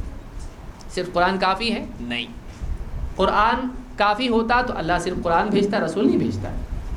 اگر صرف قرآن کافی ہوتا تو اللہ رسول کو نہیں بھیجتا، بلکہ اللہ تعالیٰ نے رسول کو بھیجا تاکہ آپ اپنے فرمان سے قرآن کو سمجھائیں. وَأَنزَلْنَا إِلَيْكَ الذِّكْرَ لِتُبَيِّنَ لِلنَّاسِ مَا نُزِّلَ إِلَيْهِمْ. اللہ نے اپنے رسول کو ذمہ داری دی قرآن سمجھانے کی، تو رسول کی سنت بھی اسی کے ساتھ ساتھ ضروری ہے. اللہ کے نبی صلی اللہ علیہ وسلم نے فرمایا اوصیکم بتقوی اللہ والسمع والطاعۃ وان عبدا حبشیا. تمہارے لیے ضروری ہے کہ تم تقوی اختیار کرو، اللہ تعالیٰ کا تقوی اختیار کرو، اور اپنے امراء کی، اپنے حاکم کی بات مانو، چاہے تم پر ایک حبشی غلام کو ہی کیوں نہ ذمہ دار بنایا جائے. فَإِنَّهُ مَن يَعِشْ مِنكُم بَعْدِي فَسَيَرَى اخْتِلَافًا كَثِيرًا. اس لیے کہ جو میرے بعد جیے گا وہ بہت سا اختلاف دیکھے گا. فَعَلَيْكُمْ بِسُنَّتِي وَسُنَّتِ الْخُلَفَاءِ الْمَهْدِيِّينَ الرَّاشِدِينَ. تو تمہارے لیے ضروری ہے کہ تم میری سنت کا اہتمام کرو، سنت کی پیروی کرو، اور خلفائے راشدین جو ہدایت یافتہ خلفائے راشدین ہیں تم ان کی پیروی کرو. تمسکوا بها وعضوا علیہا بالنواجذ. تم اس چیز کو میری سنت کو مضبوطی سے تھامے رکھو، یہاں تک کہ اپنی ڈاڑوں سے مضبوطی سے پکڑے رکھو۔ وَإِيَّاكُمْ وَمُحْدَثَاتِ الْأُمُورِ، اور خبردار دین میں نئی نئی نکلنے والی چیزوں سے اپنے آپ کو بچاؤ۔ فَإِنَّ كُلَّ مُحْدَثَةٍ بِدْعَةٍ وَكُلَّ بِدْعَةٍ ضَلَالَةٍ، اس لیے کہ ہر نئی چیز بدعت ہے اور ہر بدعت گمراہی ہے۔ اس حدیث کو امام احمد، ابو داؤد، ترمذی اور ابن ماجہ اور حاکم نے روایت کیا ہے۔ اس سے بات معلوم ہوتی ہے کہ اختلاف کے دور میں جب امت اختلافات میں مبتلا ہو جائے گی اور حق کا سمجھنا مشکل ہو جائے گا اور لوگ فتنے میں مبتلا ہوں گے، اس وقت کے لیے نجات کا راستہ یہ ہے کہ نبی صلی اللہ علیہ وسلم کی سنت اور آپ کے صحابہ کے خلفائے راشدین کے راستے کو آدمی لازم رکھے۔ نبی کی سنت، صحابہ کا منہج، اس کا اہتمام اگر آدمی کرتا ہے تو ایسا آدمی نجات پانے والوں میں سے ہوگا۔ میں سمجھتا ہوں وقت ختم ہو گیا ہے، ہاں تو یہ تین چیزیں ہیں، اور کچھ بچی ہوئی چیزیں انشاءاللہ وہ بھی بتا دیتا ہوں تاکہ ہمارے لیے فتنوں کے لیے اور فتنوں میں بچنے کے لیے آسانی ہو۔ نمبر 4، نفس کو پاک کرنا، تزکیہ نفس اور تقوی کا اہتمام۔ فتنوں سے بچنے کے لیے ضروری ہے کہ آدمی کے دل میں تقوی ہو۔ اگر تقوی والا ہوگا تو مال کی محبت کے باوجود وہ گمراہی کی طرف، حرام کی طرف نہیں جائے گا۔ عورت کی زینت بھی سامنے آ جائے تب بھی ایسا آدمی اس کی زینت میں دھوکہ کھا کے زنا کی طرف نہیں جائے گا۔ الی آخری، اگر آدمی تقوی والا ہے، اللہ سے ڈرنے والا ہے، تو یہ تقوی اس کے لیے لگام بن کر اس کو گمراہی اور فتنوں میں گمراہ ہونے اور بھٹکنے سے بچائے گا۔ لہٰذا تقوی بہت ضروری ہے۔ اللہ تعالیٰ قرآن کریم میں فرماتا ہے، یا ایھا الذین آمنوا ان تتقوا اللہ یجعل لکم فرقانا، اے ایمان والو اگر تم اللہ کا تقوی اختیار کرو گے، اللہ تعالیٰ سے ڈرنے والے بن جاؤ گے، اللہ تعالیٰ تمہارے لیے فرقان دے گا۔ اللہ تعالیٰ تم کو کیا دے گا؟ فرقان۔ فرقان حق اور باطل میں، خیر اور شر میں فرق کرنے کی طاقت۔ ایک آدمی جب تقوی والا ہوتا ہے تو حلال اور حرام میں فرق کرنا اتنا مشکل نہیں ہوتا۔ خواہشات ہیں جو آدمی کی عقل پر پردہ ڈال دیتی ہے۔ ایک آدمی کے دل میں تقوی جب ہوتا ہے تو ایک انسان کے لیے فیصلہ کرنا آسان ہو جاتا ہے۔ اللہ کا ڈر انسان کو خواہشات کے باوجود سیدھے راستے پر جمنے میں مددگار ثابت ہوتا ہے۔ تو یہ بھی ضروری ہے کہ آدمی تقوی والے راستے کو اپنائیں تاکہ وہ فتنوں سے محفوظ رہے۔ اسی طرح سے نکاح میں دینداری کا لحاظ اور جلدی، یہ کس اعتبار سے؟ فتنے کا علاج۔ آج جو زنا عام ہو رہا ہے، یہ عریانیت جو عام ہو رہی ہے، اس کی ایک بہت بڑی وجہ یہ بھی ہے کہ نکاح کے معاملے میں تاخیر اور دینداری کے بجائے مال، خوبصورتی اور دنیاوی مقام اور عہدہ اور خاندان، اس کو مقدم رکھنا، یہ بھی جو ہے فتنے کا راستہ کھول رہا ہے۔ بچیوں کے نکاح نہیں ہو رہے جلدی، لڑکے جلدی نکاح نہیں کر رہے، تلاش میں، کس کی تلاش میں ہیں کہ خوبصورت ہونا چاہیے یا فلاں بڑے خاندان کی ہونا چاہیے۔ دیندار بھی اگر ہے تب بھی نکاح کے لیے تیار نہیں، بچیاں گھروں میں بیٹھی ہوئی ہیں۔ لڑکا دیندار ہے لیکن خوبصورت نہیں ہے، بہت زیادہ کمانے والا نہیں ہے، تو باپ بھی اپنی بیٹی کو اس کو دینے تیار نہیں ہے۔ اچھے رشتے ترک کرنا، اچھے رشتے، دیندار رشتے، ان کو ٹھکرا دینا سماج کے اندر اگر معمول بن جائے تو سماج کے اندر فتنوں کا دروازہ کھلتا ہے۔ اللہ کے نبی صلی اللہ علیہ وسلم فرماتے ہیں، اذا اتاکم من ترضون خلقہ ودینہ فزوجوہ، جب تمہارے پاس ایسا رشتہ آئے جس انسان کے اخلاق سے اور اس کے دین سے تم راضی ہو، اس کا دین اور اس کا اخلاق اچھا ہے، تو اپنی بچیوں کا نکاح اس سے کر دو، اپنی بچیوں کا نکاح اس سے کر دو۔ اگر اس کا اخلاق اچھا ہے، دیندار ہے، اپنی بچیوں کا نکاح اس سے کر دو۔ الا تفعلوا، اگر تم نے ایسا نہیں کیا، تکن فتنۃ فی الارض وفساد عریض، اگر تم نے ایسا نہیں کیا تو زمین میں فتنہ ہوگا اور بہت ہی بڑا فساد ہوگا۔ کب ہوگا؟ جب اچھے رشتے لوگ ٹھکرانے لگے۔ تو سماج میں کیا ہوتا ہے؟ اس کی وجہ سے اللہ کی طرف سے عقاب ہے، سماج میں پھر کیا ہوتا ہے؟ فساد اور فتنہ پیدا ہوتا ہے۔ اس حدیث کو امام الترمذی، ابن ماجہ اور حاکم نے روایت کیا ہے۔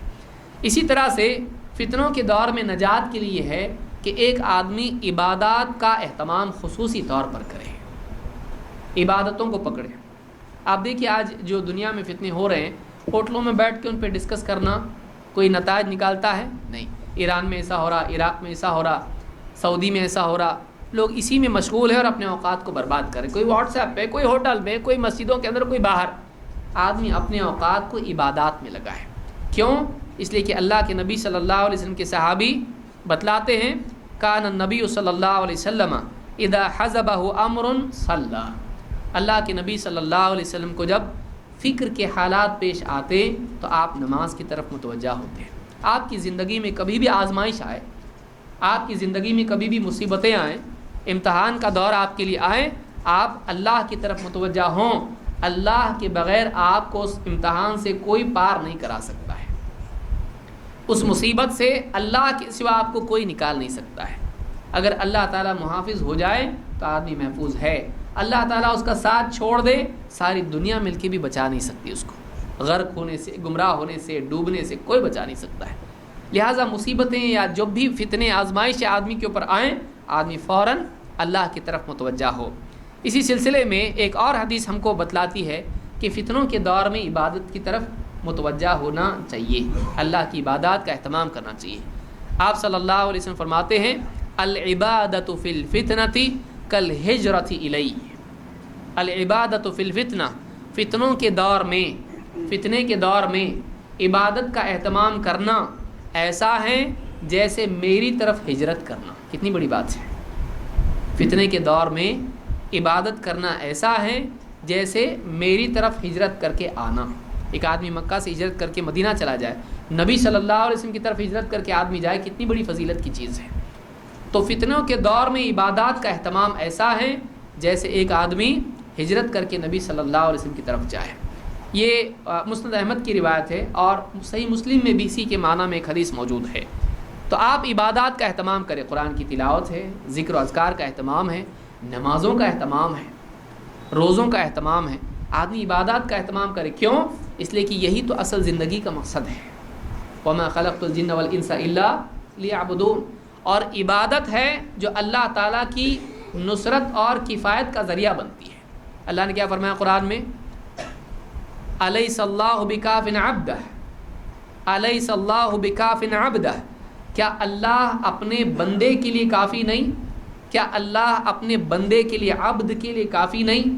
تو جب تیرے اندر بندگی ہوگی تو اللہ کی کفایت تجھ کو ملے گی، جب تیرے اندر عبودیت ہوگی تو عبادت کرنے کا حق ادا کرے گا تو اللہ تعالیٰ تیرے لیے کافی ہو جائے گا، جیسا تو عبادت کرے گا ویسی کفایت ملے گی۔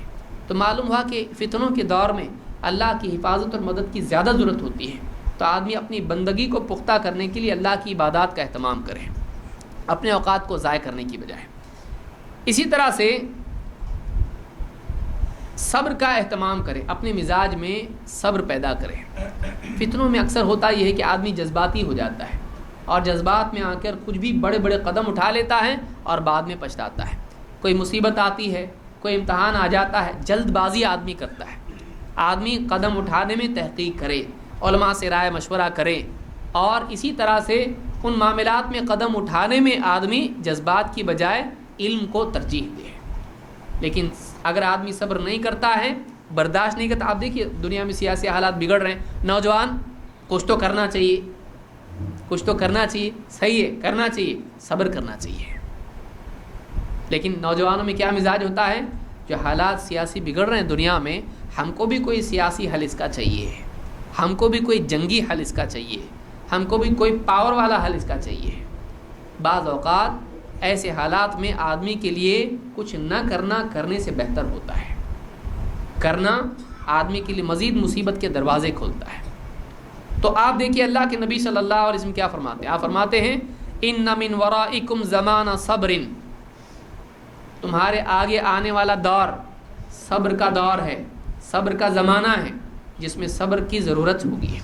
للمتمسک فیہ اجر 50 شہیدا منکم، اس دور میں اس فتنے کے دور میں جس میں بلائیں ہوں گی، جس میں صبر کی حاجت ہوگی، جمنے کی ضرورت ہوگی، اس میں اپنے دین کو مضبوطی سے تھامے رہنے والا آدمی، سنتوں کا اہتمام کرنے والا، حق کو تھامے رہنے والا آدمی، اس کے لیے تم میں سے 50 شہیدوں کا ثواب ملے گا۔ کتنی بڑی حدیث ہے یہ۔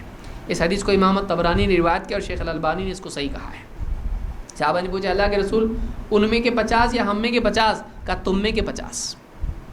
ایک آدمی بعد میں جو دور آنے والا ہے فتنوں کا دور ہوگا، آزمائشیں ہوں گی، اتنا پریشان آدمی ہوگا کہ نبی صلی اللہ علیہ وسلم وہاں پہ نہیں ہوں گے رہبری کرنے کے لیے، اس کے پاس وہ علم ہوگا نبوی علم، علماء ہوں گے اس کے پاس، لیکن اس کے پاس کوئی یعنی معجزات اور کرامات والا معاملہ نہیں ہوگا حفاظت کے لیے، وہ اللہ تعالیٰ کے رحم و کرم پر ہوگا، وہ اس علم کی روشنی میں چلے گا جو اللہ کے رسول صلی اللہ علیہ وسلم نے پیچھے چھوڑا علماء کے ذریعے سے۔ اس میں جمنا بڑا مشکل ہوگا آدمی کے لیے، لیکن پھر بھی آدمی جم جائے ان فتنوں کے اندر اپنے دین پر، تو اس آدمی کے لیے ثواب کیا ہے؟ 50 شہیدوں کے برابر اس کو ثواب ملے گا۔ کون سے 50؟ آپ نے فرمایا تم میں سے 50 شہیدوں کا ثواب اس کو ملے گا۔ آپ سوچیں کتنی بڑی فضیلت اللہ کے نبی صلی اللہ علیہ وسلم نے دی ہے۔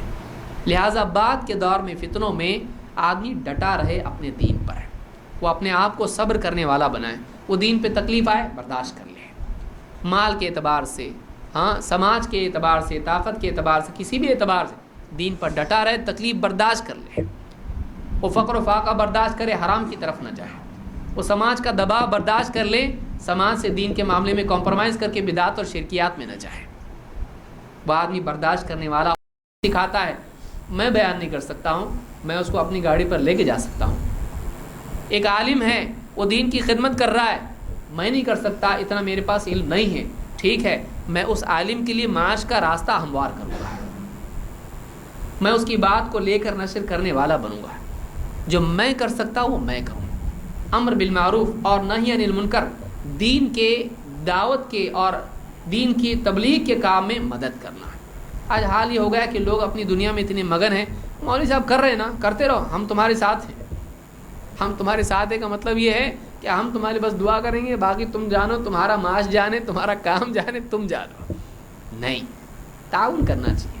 حتیٰ کہ اتنا زیادہ آدمی بے حس ہوتا ہے کہ دینی اجتماعات میں آنے سے بھی سوچتا ہے جاؤ نہیں جاؤ، کئی بار مشورہ بیوی سے کرے گا، بچوں سے کرے گا، معلوم نہیں کس سے کرے گا۔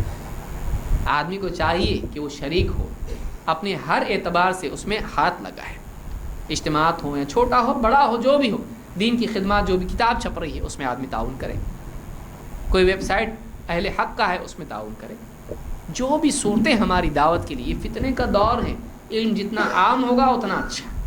اللہ کے نبی صلی اللہ علیہ وسلم فرماتے ہیں فتنۃ الرجل فی اہلہ ومالہ ونفسہ وولدہ وجارہ یکفرها الصیام والصلاۃ والصدقۃ والامر بالمعروف والنہی عن المنکر۔ آدمی کے لیے جو آزمائشیں آتی ہیں، جو فتنے اس کے لیے آتے ہیں، اس کے گھر والوں میں، اس کے مال میں، اس کی اپنی ذات میں، اس کی اولاد میں، اس کے پڑوسیوں کے تعلق سے جو بھی آزمائشیں اس پر آتی ہیں، جو بھی بھول چوک اس سے اس میں ہو جاتی ہے، اس کا کفارہ بن جاتا ہے کیا؟ اس کا روزہ، اس کی نماز، اس کا صدقہ اور امر بالمعروف اور نہی عن المنکر۔ یہ جو ہم لوگوں کو دین کی تاکید کرتے ہیں، لوگوں کو دین کی نصیحت کرتے ہیں، برائی سے روکتے ہیں، اس سے ہمارے گناہ معاف ہوتے ہیں، یہ ہمارے گناہوں کا کفارہ ہے، یہ فتنوں سے نجات کا راستہ ہے۔ اور آپ دیکھیں گے کہ علم اگر نہیں ہے تو پھر اور کیا چیز ہے جو انسان کو فتنوں سے بچائے؟ سارے نبیوں کو اللہ نے کیا دیا؟ یہ علم دیا جس کے ذریعے سے انسان کو گمراہی کے فتنوں سے نکال کر ہدایت کے راستے پر وہ لگاتے ہیں۔ لہٰذا اس علم کا اہتمام خاص طور سے کرنا چاہیے اور اس علم کو عام کرنے کی کوشش کرنا چاہیے۔ اور آخری چیز یہ کہ آدمی اللہ تعالیٰ سے دعا کرے، اللہ تعالیٰ سے فتنوں سے حفاظت کے لیے دعا کریں۔ اللہ کے نبی صلی اللہ علیہ وسلم نے فرمایا تعوذ باللہ من الفتن ما ظہر منها وما بطن۔ اللہ تعالیٰ کی پناہ مانگو فتنوں سے، پناہ مانگو۔ یہ نہیں کہ آدمی جا کے دیکھتا ہوں میں فتنہ کیا ہے میں چیک کرتا ہوں، مت جاؤ مت جاؤ۔ کیوں؟ پاؤں پھسل سکتا ہے، اگر پاؤں پھسل گیا تو فتنے کی کھائی میں تو چلا جائے گا، دور رہو۔ اللہ سے پناہ، اللہ کی پناہ مانگو۔ تعوذ باللہ من الفتن، فتنوں سے اللہ کی پناہ مانگو، چاہے ما ظہر منها وما بطن، چاہے وہ فتنے کھلے ہوں یا پوشیدہ ہوں، چھپے ہوئے ہوں۔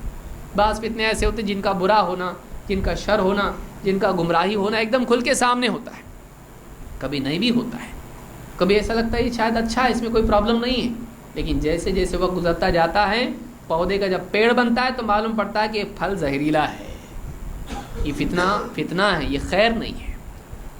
یہ کیسے معلوم پڑتا ہے؟ یہ علماء کی ماتحتی سے معلوم پڑتا ہے۔ لہٰذا آدمی اللہ کی پناہ مانگے، اللہ سے ہمیشہ پناہ مانگے، قبر کے فتنے سے آدمی پناہ مانگے۔ زندگی اور موت کے، آپ دیکھیے نماز میں ہم دعا کرتے ہیں، زندگی اور موت کا فتنہ، قبر کا فتنہ، دجال کا فتنہ، جو بھی فتنے ہیں، جہنم کا عذاب، یہ ساری چیزیں آدمی کو چاہیے کہ اللہ سے دعا کرے۔ کیوں؟ اس لیے کہ بعض اوقات صلاحیت پر اعتماد خود ایک فتنہ بن جاتا ہے۔ میرے پاس علم ہے، میں کوئی فتنے میں نہیں جا سکتا، نہیں، اللہ میرے سارے علم کے بعد بھی، میری ساری احتیاط کے بعد بھی میں شیطان کے دھوکے میں آ سکتا ہوں، گمراہ ہو سکتا ہوں، تو بچائے گا تو میں محفوظ ہوں، نہیں تو نہیں۔ تو اگر حفاظت کرے تو میں محفوظ ہوں۔ میری صلاحیت، میری عقل، میری انٹیلیجنس، میرا علم، میرا تفقہ کچھ کام کا نہیں۔ تو اگر اس میں برکت نہ ڈالے، خیر نہ ڈالے، تو کچھ میری حفاظت نہیں کر سکتا، تو میری حفاظت کرنے والا ہے۔ سارے نبی اللہ تعالیٰ، ابراہیم علیہ السلام اللہ سے دعا کر رہے، وَجُنُوبْنِي وَبَنِيَ أَن نَعْبُدَ الْأَصْنَامَ، اے اللہ میری اور میری اولاد کی حفاظت کر بتوں کی عبادت سے۔ ابراہیم علیہ السلام جن کی توحید کی گواہی اللہ دے رہا ہے، وہ اللہ سے دعا کیا کر رہے ہیں؟ اے اللہ مجھ کو بھی بچا لے، میری اولاد کو بھی بچا۔ کس چیز سے بچا؟ ہم بتوں کی عبادت کریں، اس سے ہم کو بچا۔ کیوں؟ اس لیے کہ فتنہ بڑا سخت سنگین ہے، کس کو اپنی لپیٹ میں لے لے، کس کو اپنی طرف مائل کر لے، بول نہیں سکتے ہیں۔ لہٰذا اللہ تعالیٰ سے اپنے لیے، اپنی اولاد کے لیے اور سارے مسلمانوں کے لیے دعا کرتے رہنا چاہیے۔ یہ کچھ چیزیں تھیں جو ضروری سمجھی میں نے بتانا۔ اللہ تعالیٰ مجھ کو بھی ان کا خیال رکھنے، لحاظ کرنے کی توفیق عطا فرمائے، اور ہم سب کو فتنوں کے بارے میں معرفت حاصل کرنے اور ان سے بچنے والا بنائیں۔ اور علماء کی ماتحتی یہ 1 پوائنٹ فارمولا ہے۔ آپ کو آپ بولیں گے اتنا سارا بتایا کچھ بھی یاد نہیں رہا، اگر ایسا بھی ہے ایک بات آپ لے کے جائیں، علماء کے ماتحت، علماء اہل حق، اہل حق، اہل حدیث، یہ جو ہے یہ علماء ہیں۔ کسی کو اعتراض ہے وہ بات کر سکتا ہم سے، لیکن یہ ہمارے نزدیک، ہماری تحقیق تو یہی بھائی، اہل حق علماء کے ماتحت رہے۔ اس لیے کہ آپ دیکھیے پوری دنیا میں کوئی آدمی بولے گا اہل حدیث کیوں بھائی یہ پھر فرقہ بندی کر رہے ہیں، نہیں، دیکھیے اہل حق کیوں؟ دین کی بنیادی چیز کیا ہے؟ آدمی انٹری دین میں کرتا ہے، کیسے کرتا ہے؟ اشہد ان لا الہ الا اللہ و اشہد ان محمد رسول اللہ۔ ایک آدمی گواہی دیتا ہے جس چیز کی، معلوم ہے کہ دین کی ایک دم بیسک چیز کیا ہے؟ توحید اور اتباع سنت، شرک کی مخالفت اور بدعات کی مخالفت۔ آپ پوری دنیا میں ساری جماعتیں، فرقے یا جو بھی ٹولے جو بھی ہیں، سب کو دیکھ لیجئے، نمایاں طور پر توحید کی کھل کے، ڈٹ کے، جم کے، صاف ستھری بات کرنا، اور سنت کے بارے میں کسی کی جو ہے رعایت نہیں کرنا، اور بدعات کے بارے میں ایک دم بالکل تلوار کی طرح بات کرنا، اور شرک کے بارے میں ایک دم آگ پر پانی والی بات کرنا، ایک دم مٹا دینا اس کو۔ کون کر رہا ہے؟ آپ کسی ایک کا نام بتاؤ، کون سے لوگ کر رہے ہیں؟ سوا جو لوگ اہل حدیث کو برا بولتے ہیں، وہ بھی اتباع سنت کے معاملے میں، عقیدے کے معاملے میں اہل حدیث کی کتابیں پڑھتے ہیں، اہل حدیث کے علماء سے پوچھتے ہیں۔ کسی اور کو بتائیے، آپ توحید پر کتابیں اہل حدیث سے زیادہ کوئی لکھا ہو میرے کو بتا دیجیے آپ۔ پھر دین کا جو بیس میں ہی سب سے پیچھے ہو جائے وہ کیسے اہل حق ہو سکتے ہیں؟ جس نے یہ بنیاد پکڑ کے رکھی ہے، ہمارا یہ پیمانہ ہے، دیکھیے سیدھی ساری موٹی موٹی عقل والی بات، دین میں جس سے انٹری ہے اس کو جو پکڑ کے رکھا مضبوطی کے ساتھ، اس کے بعد باقی ساری چیزیں، جو اس کو ہی ڈھیلا چھوڑ دے وہ اہل حق میں سے نہیں ہو سکتا ہے۔ جو اسلام کی بنیاد ہے توحید اور اتباع، یہ اصل ہے، اس کو جو پکڑ کے رکھے وہ اہل حق میں سے ہے، اس کو جو ڈھیلا کرے وہ اہل حق میں سے نہیں ہو سکتا ہے۔ یہ ہمارا پیمانہ ہے۔ اللہ تعالی ہم سب کو صحیح سمجھ عطا فرمائے۔ اقول ھذا استغفر اللہ لی ولکم۔